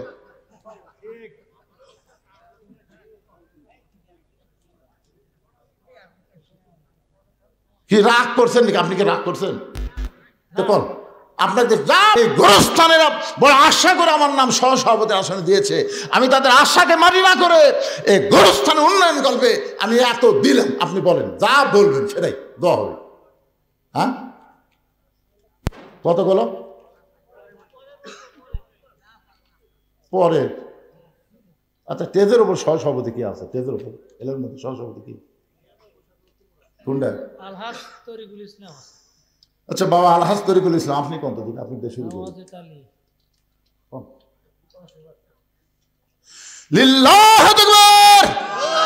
আলহাজ তরিকুল ইসলাম 5,000 টাকা ধরে বলেন মারহাবা। আচ্ছা, আপনার বাপ মা কি বেঁচে আছে না মারা গেছে?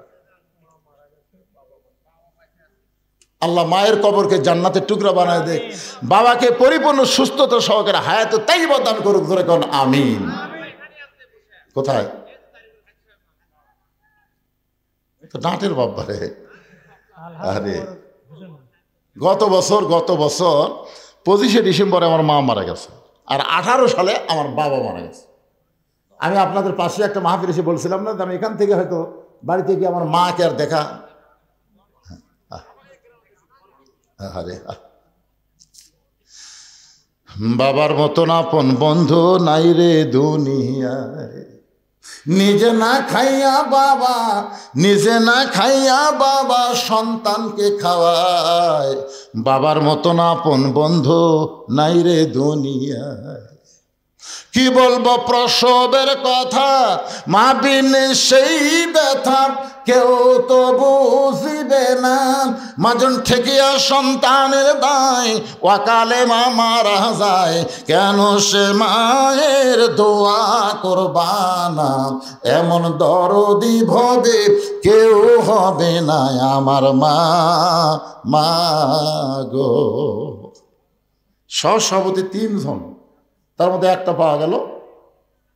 আর একটা সহসভাপতি এখানে আছেন? আপনি কোন? আপনি কোন? খুশি হয়ে কোন? বেশি বেশি কোন? সামনে আর পিছনে দেখা হলো।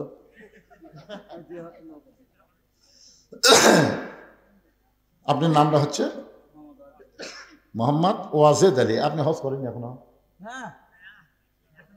এমন ভাবে করলো মানে আপনার সাথে চুক্তি আছে। চ্যাংড়া মানুষই তো হজ করলে বাদান, বুড়ে বসে যায় খালি দেখা লাগবে।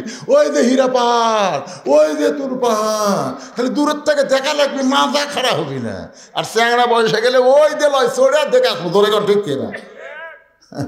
12 সালে আমার মা বাবাকে নিয়ে গেছিলাম, আমার বাপ মা 2 জনই হীরা গুয়া তুলছে, 2 জনই। আমি উঠতে পারি না, বাপ মা উঠে গেল। আগে তোর গাঁত বল নাই, খালি ওয়াশ করে খায়, শরীরে বল নাই। 2 সভাপতি 5 করে দিছে, উনি 2,000 লোক, উনি 3,000 লোক। আল্লাহ তাদের এই দানকে কবুল করুক। আল্লাহ দুনিয়াতে যেমন সম্মান দিয়েছে, আখিরাতে তেমন সম্মান আল্লাহ জান্নাত দেখ। জোরে কোন আমিন। আমার ভাইজান একটা কথা বলতে চাচ্ছি, আপনার বাপ মার খবর কি? বাপ মা ও মানে উল্টা পাল্টা হয়ে গেছে। মা বেঁচে আছে, বাপ মারা গেছে। ওনার মা মারা গেছে, বাপ বেঁচে আছে। এখন আপনি আছেন, দেখেন 3টা সহসভাপতির মধ্যে কয়টা? 3টা না? সহসভাপতি 3টার মধ্যে খালি আপনি বাকি আছেন। বাবা কোন? এই তালব থাকবেন না বেশি দিবেন? কোন?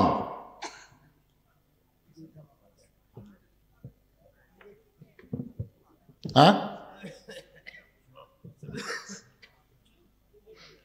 আপনি যদি না কোন তাহলে বোঝা যাচ্ছে আপনি রাগ করে দিয়ে নিচে বসে আছেন। কোন?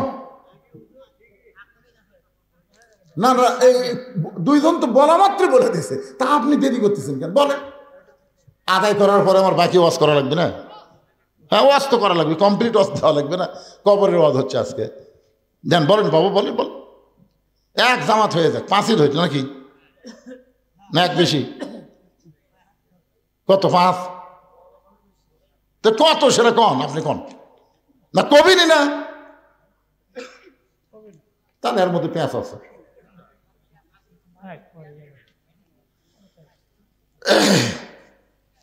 সভাপতি কে? আপনার বাম পাশে আপনি বিশিষ্ট ব্যবসায়ী। কোন? 3 জনের আপনি একলাই দেন কি?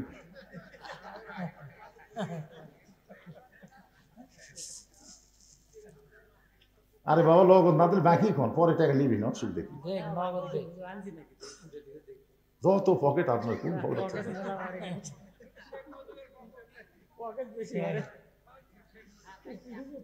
আজকের মাহফিলের প্রধান অতিথি গেছে, উনি আছে কাজী রকুনুজ্জামান ভাই। ভাই কোন? প্রধান অতিথি কাজী রকুনুজ্জামান। হ্যাঁ, উনি খুবই নম্র মানুষ। এর আগে বহুবার দেখছি, দেখছেন? তো দেখো না, নতুন দেখা। আপনার এলাকার কোন লোক আমি দেখিনি। কত দিলেন? আর স্যার আরো চান নিবেন? ওর তো নগদ হয় না তো। বাকি দেন, বাকি লোক বাদ হবে না। কিসের না, কোনো ভেজাল নাই, কিসের ভেজাল? লিল্লাহু আকবার। আজকের মাহফিলের সম্মানিত সভাপতি 10,000 টাকা করে বলেন মারহাবা। নগদে 6, বাকি স্যার। আপনার বাপ মায়ের খবর কি? 2 জনে এই গ্রামে খবর আছে, পারিবারিক খবর। বাবা মা 2 জনই কবরে চলে গেছে।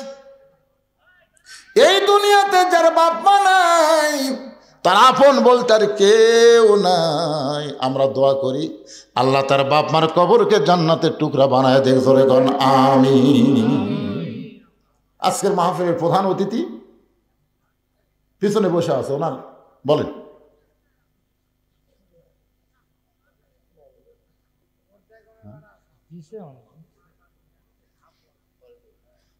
না দিছে যখন তোর বললে কি অসুবিধা কি? 5,000 টাকা দিছে না, আর বাকি আর একটু দাবি আছে 5,000, মানে 10। 10 হলে একটু ভালো হয়। প্রধান অতিথি তো। হ্যাঁ, প্রধান অতিথি সবচেয়ে উপরে 10 হলে ভালো হয়। 5,000 দিছে, আর 5 দিবে। কি দিবেন না ভাই? কোন ইনশাল্লাহ? কোন বিল্লাহ দেখবে 10,000 টাকা প্রধান অতিথি যেরকম মারহাবা। এখন এই যে বিশেষ অতিথি, এগুলোর নাম আমি দেখতে পাচ্ছি না, চশমা ছাড়া কামও হচ্ছে না, এগুলো আমি বলবো না। আপনারা যদি এখানে থাকেন বিশেষ অতিথিবৃন্দ, তাহলে আপনারা সবাই খুশি খুশি দিবেন। আপনাদের মধ্যে যারা আছেন এই গোরস্থানে উন্নয়ন কল্পে ভাইজান, কার কতটুকু মন কান্দে কবরের জন্যে, একটু মহব্বত করে আপনারা বলেন, হুজুর আমি 1 মণ ধান দেবো, আমি 1,000 টাকা দেবো, এখন পারলাম না, পরে দেবো 2 মণ আলু। এবার যত আলু আপনার লাগাইছেন, মনে করতেছেন যে আলুর দাম সামনে আরো পাবেন, লোভে লাভ, লোভে লাভ। আহা, এই আলু দেন না, 2 মণ করে আলু দেন, আপনারা যারা লাগাচ্ছেন দেন। আলু দেন ঘুগরি পোকা না ধরে, তেল তেল আলু দেন হয়, বেশ পারে গেলে দাম কেন বেশি হয়। সদকা তো তারুদ্দুল বালা, দান সদকা করলে আল্লাহ বালা মুসিবত দূর করে দেয়। আপনাদের মধ্যে একজন আগে বলেন যে হুজুর আমি 1,000 টাকা দেবো, এই কাগজ কলম নিয়ে এখানে আছে, যদি নগদ হয় নগদ দেন, বাকি হলে বাকি লিখে দেন, অসুবিধা নেই। 500, 1000 যে যা পারবেন। আমার মা বোনেরা যেখানে বসেছেন, মাহফিল কমিটির বিশ্বস্ত লোকেরা মা বোনদের কাছে যাবেন, আমার মা বোনেরাও আল্লাহর রাস্তায় দান করবে। মা বোনেদের কাছে যাবেন, আল্লাহ যেন মা বোনদেরকে খাদিজার সঙ্গে জান্নাত দান করে। মাশাআল্লাহ। কেবা 20 টাকা দিবে রাখছেন, কেবার আলু দিবেন না মুরব্বী?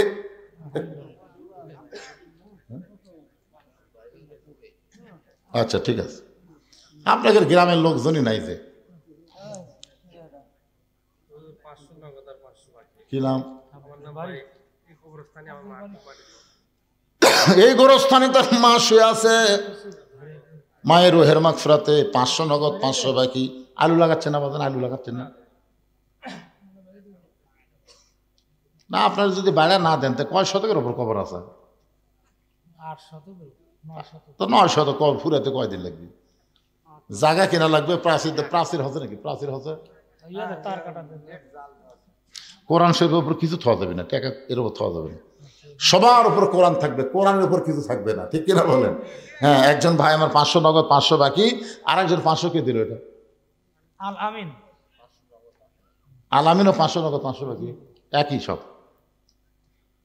আল আমিন 500 নগদ, 500 বাকি দান করেছে। আল্লাহ দানকে কবুল করেন। কেরে গোরস্থানের সভাপতি, সেক্রেটারি, যারা গোরস্থানের সদস্য, তারা কোথায় গেল? আপনার মনে করতেছেন 2 ঘন্টা ওয়াজ করে, আবার 3 ঘন্টা আদায় কর্ম, কি কয় রে বারে? 5 মিনিটের মধ্যে আদায় শেষ। যার যার মন চাই দেন, মরে গেলে এখন কবর যাবে না, শুক্তি হয়ে থাকবেন, সেটা আপনাদের ব্যাপার। গোরস্থানের একটু মাটি বায়না করে রাখ, কখন যেন আসতে পারে তোমার মরণের ডাক। যেই বাড়িতে থাকতে পারবে না, সেই বাড়ি এত সুন্দর করে নির্মাণ করলেন, আর যেই কবরে 50,000 বছর থাকা লাগবে, সেই কবরের জন্য দান করতে আপনাকে শয়তান ধোকা দেয়, শয়তান ওয়াসওয়াসা দেয়। এই গামছা নিয়ে ভিতরে নামো, রুমাল নিয়ে ভিতরে নামো, যিনি যা পারবে আল্লাহর রাস্তায় দান করবেন। 10, 20, 50, 100 মনে করবেন এটাই আপনার জীবনের শেষ দান।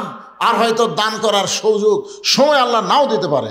এজন্য মাহফিল কমিটির লোকজনকে বলবো, ভিতরে গামছা নিয়ে যান, সবাই দান করবেন। 10, 20, 50, 100 যে যা পারবেন আল্লাহর রাস্তায় দান করবেন। আল্লাহ একজন 500 টাকা দান করেছে, আল্লাহ দানকে কবুল করেন।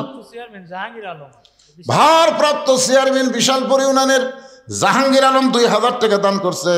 আল্লাহ জাহাঙ্গীর আলমের দানকে আল্লাহ আপনি কবুল করেন। আল্লাহ নেক নিয়ত নিয়ে গেছে পুরো করেন, আল্লাহুম্মা আমিন। আপনি লগদ গেলেও লিখতেছেন? হ্যাঁ হ্যাঁ, খালি বাকিগুলো লেখেন, লগদের লেখার দরকার নেই। এরকে আদায় করার লোক নাই। এই যে 1 লোক চাদর লেখা হচ্ছে, দেখ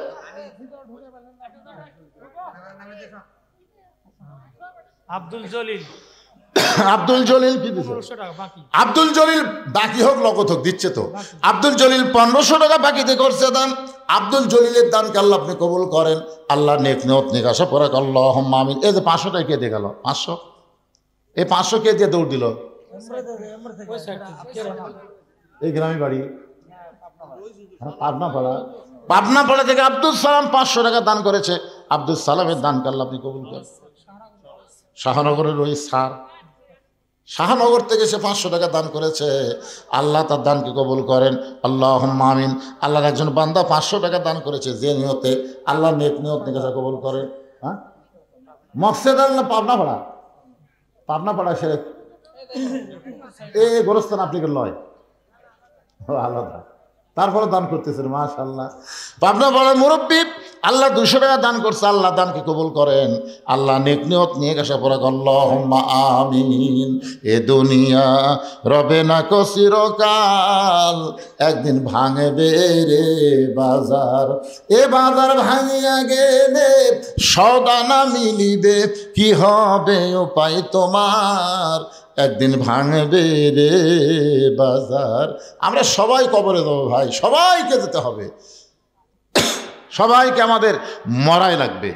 জাআত সাকারাতুল মাউত হাক্কুন, আল্লাহ কোরআনে বলেছেন সবচাইতে সত্য, যেটা হিন্দু, বৌদ্ধ, খ্রিস্টান, মুসলমান সবাই বিশ্বাস করে মরা লাগবেই। ধরেন ঠিক কিনা?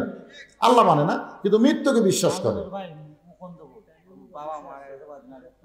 মুকুন্দপুরের আমিনুর ভাই 500 টাকা দান করেছে, কয়েকদিন আগে তার বাবা মারা গেছে, এই দানের ওসিলায় বাবার কবর জান্নাতের টুকরা বানান, আল্লাহুম্মা আমিন। কোনটা সেটা? এটা কিসের মাস্টার? এমপিও। তা আপনি খালি লিখতেছেন, কোন আপনার দোয়া হোক। কতক্ষণ হলো না? আগে দিয়েছেন 500। শোনেন, দান এমন একটা রহমতের জিনিস, যেটা জোর করে নিলি চাঁদা হয়। এই আওয়ামী লীগের দীর্ঘ 5.5 বছর খালি চাঁদা লিছে, জোরে ঘন্টি আমার থেকে লিছে। হ্যাঁ, এই 16ই ডিসেম্বর, 26শে মার্চ, তারপরে 15ই আগস্ট, এই জায়গা কাছে হুজুর এত দেওয়া লাগবে, না দিলে কিন্তু ওয়াজ বন্ধ। কি করবে? বাচ্চা কাচ্চা কেউ নাই, তো খরচ নাই, মানে বাতাস খায়। যাই হোক, উনি 500 টাকা আগে দিচ্ছেন, আবার 500 নিলে 1000 লেখেন, কি করবেন লোকজন। আবার ঠিক আছে, নাম কি ভাই জানেন? আবু সাইদ ভাই জান, আমার মাজলুম ব্যক্তি, আল্লাহর একজন বান্দা 1000 টাকা দান, জোরে বলেন মারহাবা। আগে নগদে 500 টাকা দান করেছে, আবার 1000 দিল। বাপ মা যদি কবর, বাপ মা মারা গেছে ভাই, বাপ মার কবরকে আল্লাহ জান্নাতের টুকরা বানায় দেন, জোরে কোন আমিন। একটু জিকির করেন লা ইলাহা ইল্লাল্লাহ, লা ইলাহা ইল্লাল্লাহ, লা ইলাহা ইল্লাল্লাহু মুহাম্মাদুর রাসূলুল্লাহ। সকলে বলি সাল্লাল্লাহু আলাইহি ওয়াসাল্লাম। আল্লাহ রাসূল বললেন, ফাতেমা, এই জুব্বার সঙ্গে আল্লাহর কোরআনের সম্পর্ক আছে। এবার ফাতেমার জুব্বাখানা নিয়ে মাকে পড়াতে গেলেন। নবী আমার পিছনে পিছনে, ফাতেমার সামনে সামনে। খাদিজার ঘরের মধ্যে ফাতেমা যেই মাত্র ঢুকলেন, সঙ্গে সঙ্গে আল্লাহর নবী দরজা বন্ধ করে দিলেন। ফাতেমার জুব্বাখানা কাপড়ের কাপড় পরে যেই মাত্র দরজা খুলেছে, আল্লাহ রাসূল তাকায় দেখে ফাতেমা মুচকি মুচকি হাসতেছে। রাসূল বলে, ফাতেমা, আপনি মুচকি মুচকি হেসে কেমনে দরজা খুললেন? ফাতেমা বলে, বাবা, কানতে কানতে কেন গেলাম, হাসতে হাসতে কেন দরজা খুললাম আপনি জানেন? রাসূল বলে, ফাতেমা, কানতে কানতে ঢুকলে আমি জানি, কারণ একজন মেয়ে তার মাকে কাপড়ের কাপড় পরাবে, অবশ্যই কানতে কানতে ঘরের মধ্যে ঢুকবে, কিন্তু হাসতে হাসতে দরজা খুললে ফাতেমা, আমি নবী হয়েও বলতে পারতেছি না। ফাতেমা বলে, বাবা, এতদিন আমি জানতাম আপনি ভিতরেও জানেন বাহিরেও জানেন, কিন্তু আজকে দেখতেছি কি জন্য হাসতে হাসতে দরজা খুললাম আপনি জানেন না। রাসূল বলে, ফাতেমা, মা ইয়ান্তিকু আনিল হাওয়া ইন হুয়া ইল্লা ওয়াহয়ুন ইউহা। আমি রাসূল বলতে পারি না যতক্ষণ আল্লাহ না বলা। ফাতেমা বলতেছে, বাবা, আপনার জুব্বাখানা আমার মাকে যখন পরাবারে গেছি, এমন সময় নজর করে আমি দেখতে পাই, 2 চোখ দিয়ে দেখলে কিন্তু নজর হবে না, নজর করতে গেলে অন্তরের চক্ষু লাগবে। ধরে কোন ঠিক কিনা? আজকে বাড়ি দেখে আমরা খুশি হই, কবর দেখে আমরা কিছুই মনে করি না।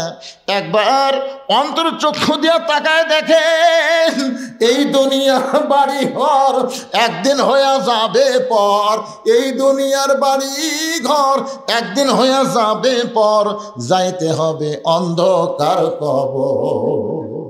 মা ফাতেমা বলতেছে, আমি নজর করে দেখি আমার মা খাদিজার শরীরে আল্লাহ জান্নাতের পোশাক পরায়া দিছে। সঙ্গে সঙ্গে নবী বললেন, ফাতেমা আল্লাহ তোমার মায়ের শরীরে জান্নাতের পোশাক পরাবে এইটা আমি জানতাম মা, কিন্তু সাহস করে বলতে পারি নাই। ফাতেমা বললেন, বাবা কেমনে জানতেন? রাসূল বলে, ফাতেমা যে মহিলাটা সর্বপ্রথম তোমার বাবাকে নবী বলে স্বীকার করেছে, আল্লাহর প্রতি ঈমান এনেছে, আমার মনে হয় আল্লাহর পক্ষ থেকে খাদিজাকে ঈমানের পুরস্কার আল্লাহ দিয়েছে। নবী নিজের হাতে খাদিজাকে অন্ধকার কবরে নামায় দিলেন। কবরে নামানোর পরে মাটি দেওয়া যখন শেষ, সবাই চলে গেছে, কিন্তু নবী খাদিজার কবর ছাড়েন না। ঘন্টার পর ঘন্টা হয়ে যায়। আল্লাহ বলে, হাবিব সবাই চলে গেল খাদিজার মাটি দিয়া, কিন্তু আপনি কেন কবর ছাড়েন না?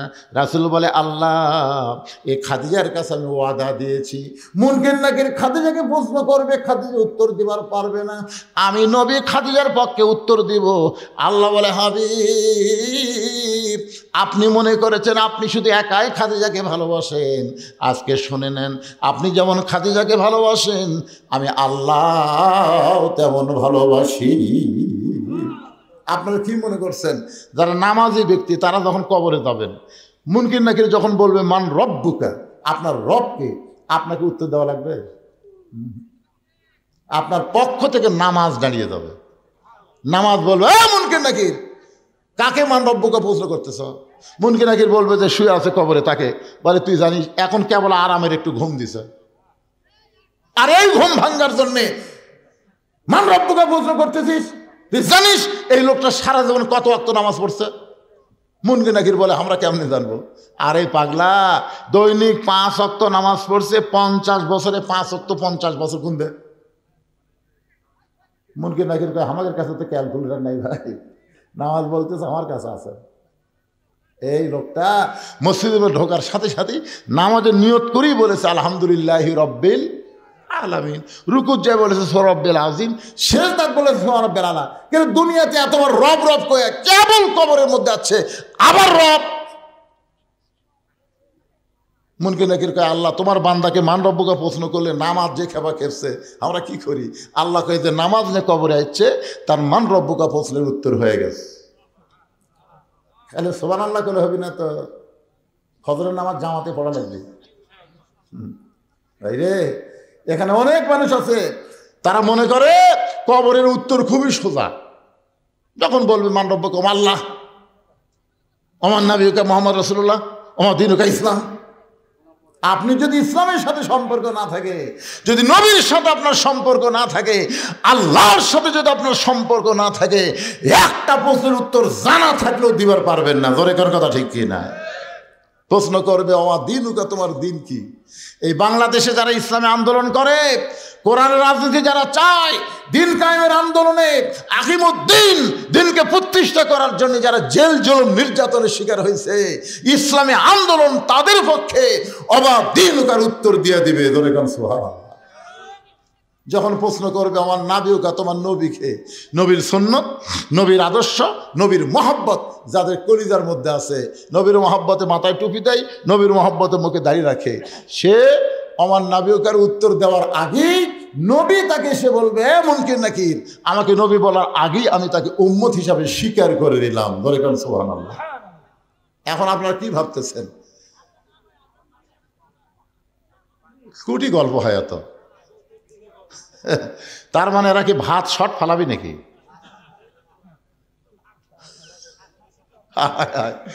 ভিতরে যারা নাই, বাহিরে হইচই করে ভাত খাবার চায়। আল্লাহ ওয়াজ না শোনা যারা খাবি, এই খাওয়ার পরে কমপক্ষে 5 থেকে 1000 টাকা যেন ডাক্তারের দেওয়া লাগে নাকি? অযথা অযথা যারা খাবি। আপনি কি মনে করছেন খাওয়ার মাধ্যমে মানুষের শক্তি হয়, খাওয়ার মাধ্যমে মানুষের ডায়রিয়া হয়? জোরে কর কথা ঠিক কিনা? আল্লাহ আল্লাহ যারা ওয়াজ শুনতেছেন অযথা খাওয়া দাওয়া করবি, এরকে যেন এই রোগটা দেওয়া আল্লাহ। খাওয়ার পরে যখন পেট ভুটভুট করে খালি ঢুকপি আর বাড়াবার যান না পারে উঠপের সাথে আবার পেট কামড় উঠতে তখন একবারে 6 বার যদি পাতলা পায়খানা আর খাবি, শরম নাই লজ্জা নাই। মুরগির তলে ডিম দিলে বাচ্চা হয় রে, মুরগির বাহিরে ডিম থাকলে বাচ্চা হয় না, কাঁজিয়া হয়। সামিয়ানার তলে যারা, মুরগির নিচে উষুম পাশে তারা, ধরে কোন ঠিক কিনা, আর বাইরে যারা কাঁজিয়া তারা। খা, জন্মের শেষ খাওয়া খা। কি চিল্লাছিলি দেখছেন বাহিরে কি হয়? আর আছে খামিস কে?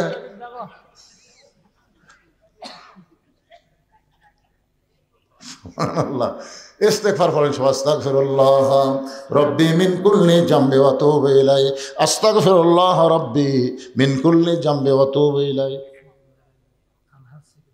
আলহাজ সেকেন্দার আলী, না নাম ধরে ধরে এভাবে আদায় করা ঠিক না। উনি কবে ওয়াজ করে যাই কি বিপদ করছি। এখানে আলহাজ সেকেন্দার আলী কে? হ্যাঁ নাই তো।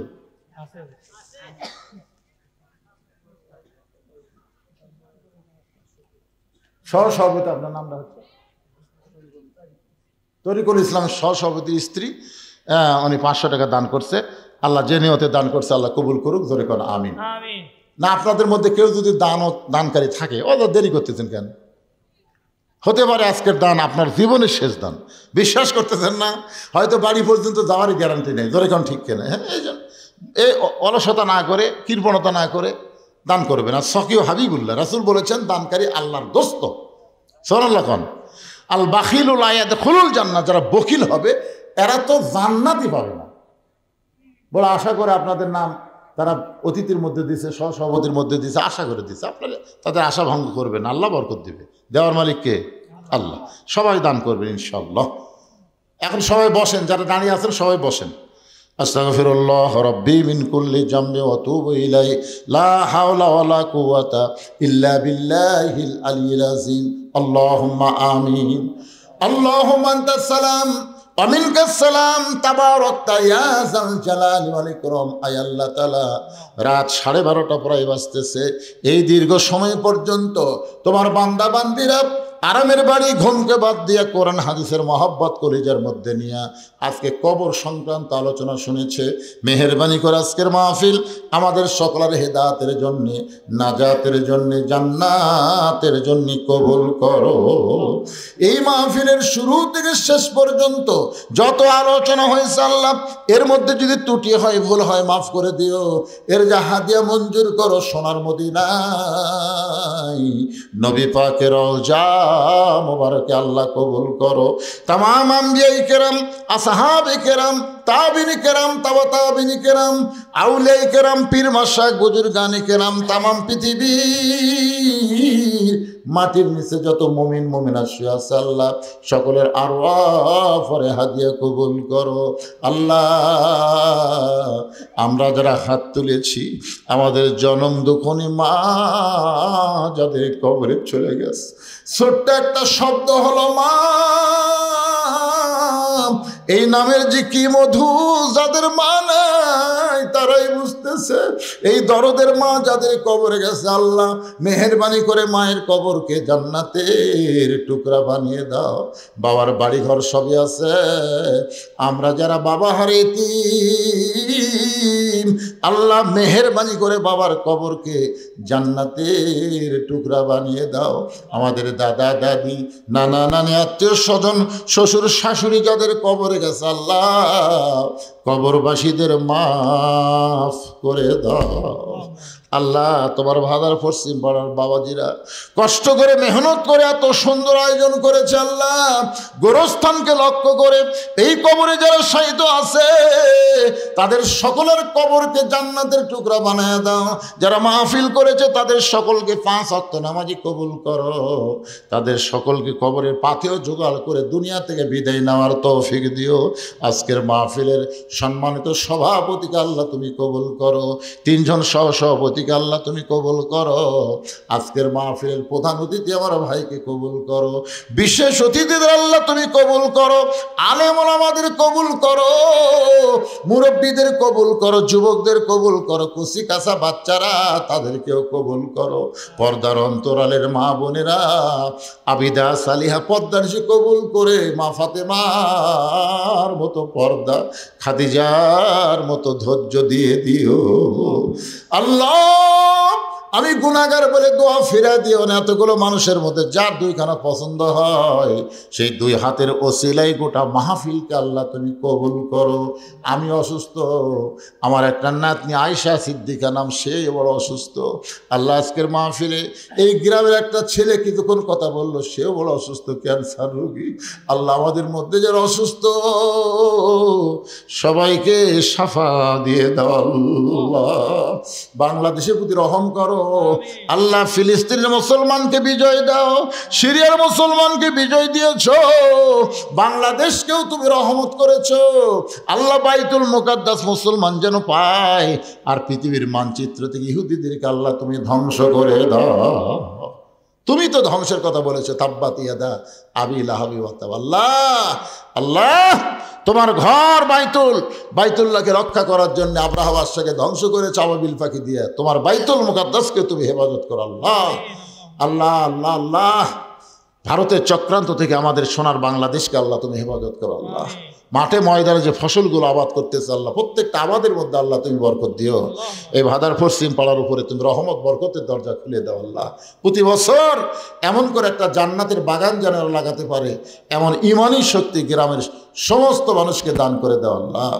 সুবহান রাব্বিকা রাব্বিল ইজ্জাতি আম্মা ইয়াসিফুন ওয়া সালামুন আলাল মুরসালিন আলহামদুলিল্লাহি রাব্বিল আলামিন। ওয়াজাল আখিরাতি কালিমাতুনা ইনদাল মাউতি। সকলে পড়েন লা ইলাহা ইল্লাল্লাহু মুহাম্মাদুর রাসূলুল্লাহ সাল্লাল্লাহু আলাইহি সাল্লাম।